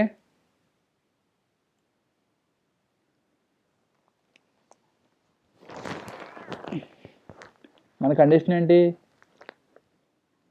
m + n-1 అంటే 3 + 4-1 6 ఈక్వల్ టు ఇక్కడ పాజిటివ్ అలొకేషన్స్ కూడా 6 ఉండాలి. అలా వస్తే కనుక మన ప్రాబ్లం అనేది non degenerate problem. Non degenerate 6 కన్నా తక్కువ వస్తే, ఇప్పుడు చూడండి ఇక్కడ అలొకేషన్ ఉంది 1 2 3 4 5 6 ఉన్నాయి. బట్ మనకు 5 అలొకేషన్స్ వచ్చినాయి అనుకోండి. If you get only 5 allocations, then the problem is degenerate. So ఇక్కడ అదే ఇచ్చాడు, at any stage of the feasible solution is less than the required number. అంటే మనకు కావాల్సిన దానికంటే తక్కువగా వస్తే కనుక the solution is said to be degenerate అవుతుంది. అలా కాకపోతే it is called as the non degenerate. Degenerate అయితే we have to use the MODI method. అప్పుడు మనం మోడీ మెథడ్ని యూజ్ చేయాలి. So we have to use the MODI method to solve this problem. So అప్పుడు మనం మోడీ మెథడ్ ఉపయోగించి solve చేస్తాం. So మనకు ప్రతి కండిషన్కి మనం చెక్ చేసుకోవాలి, రాసుకొని the given some is of non degenerate type అని చెప్పి రాయాలి. ఎందుకంటే కండిషన్ సాటిస్ఫై అయింది కదా. Number of allocations is equal to m + n-1. Number of allocations అంటే మనం ఏ సెల్ ఎంత వాల్యూ అలొకేట్ చేస్తాం అలాంటి 6 cells అలొకేట్ చేసి ఉండాలి. ఎందుకంటే 3 + 4-1 అంటే 6 కాబట్టి అప్పుడు మనకి given problem is of non degenerate.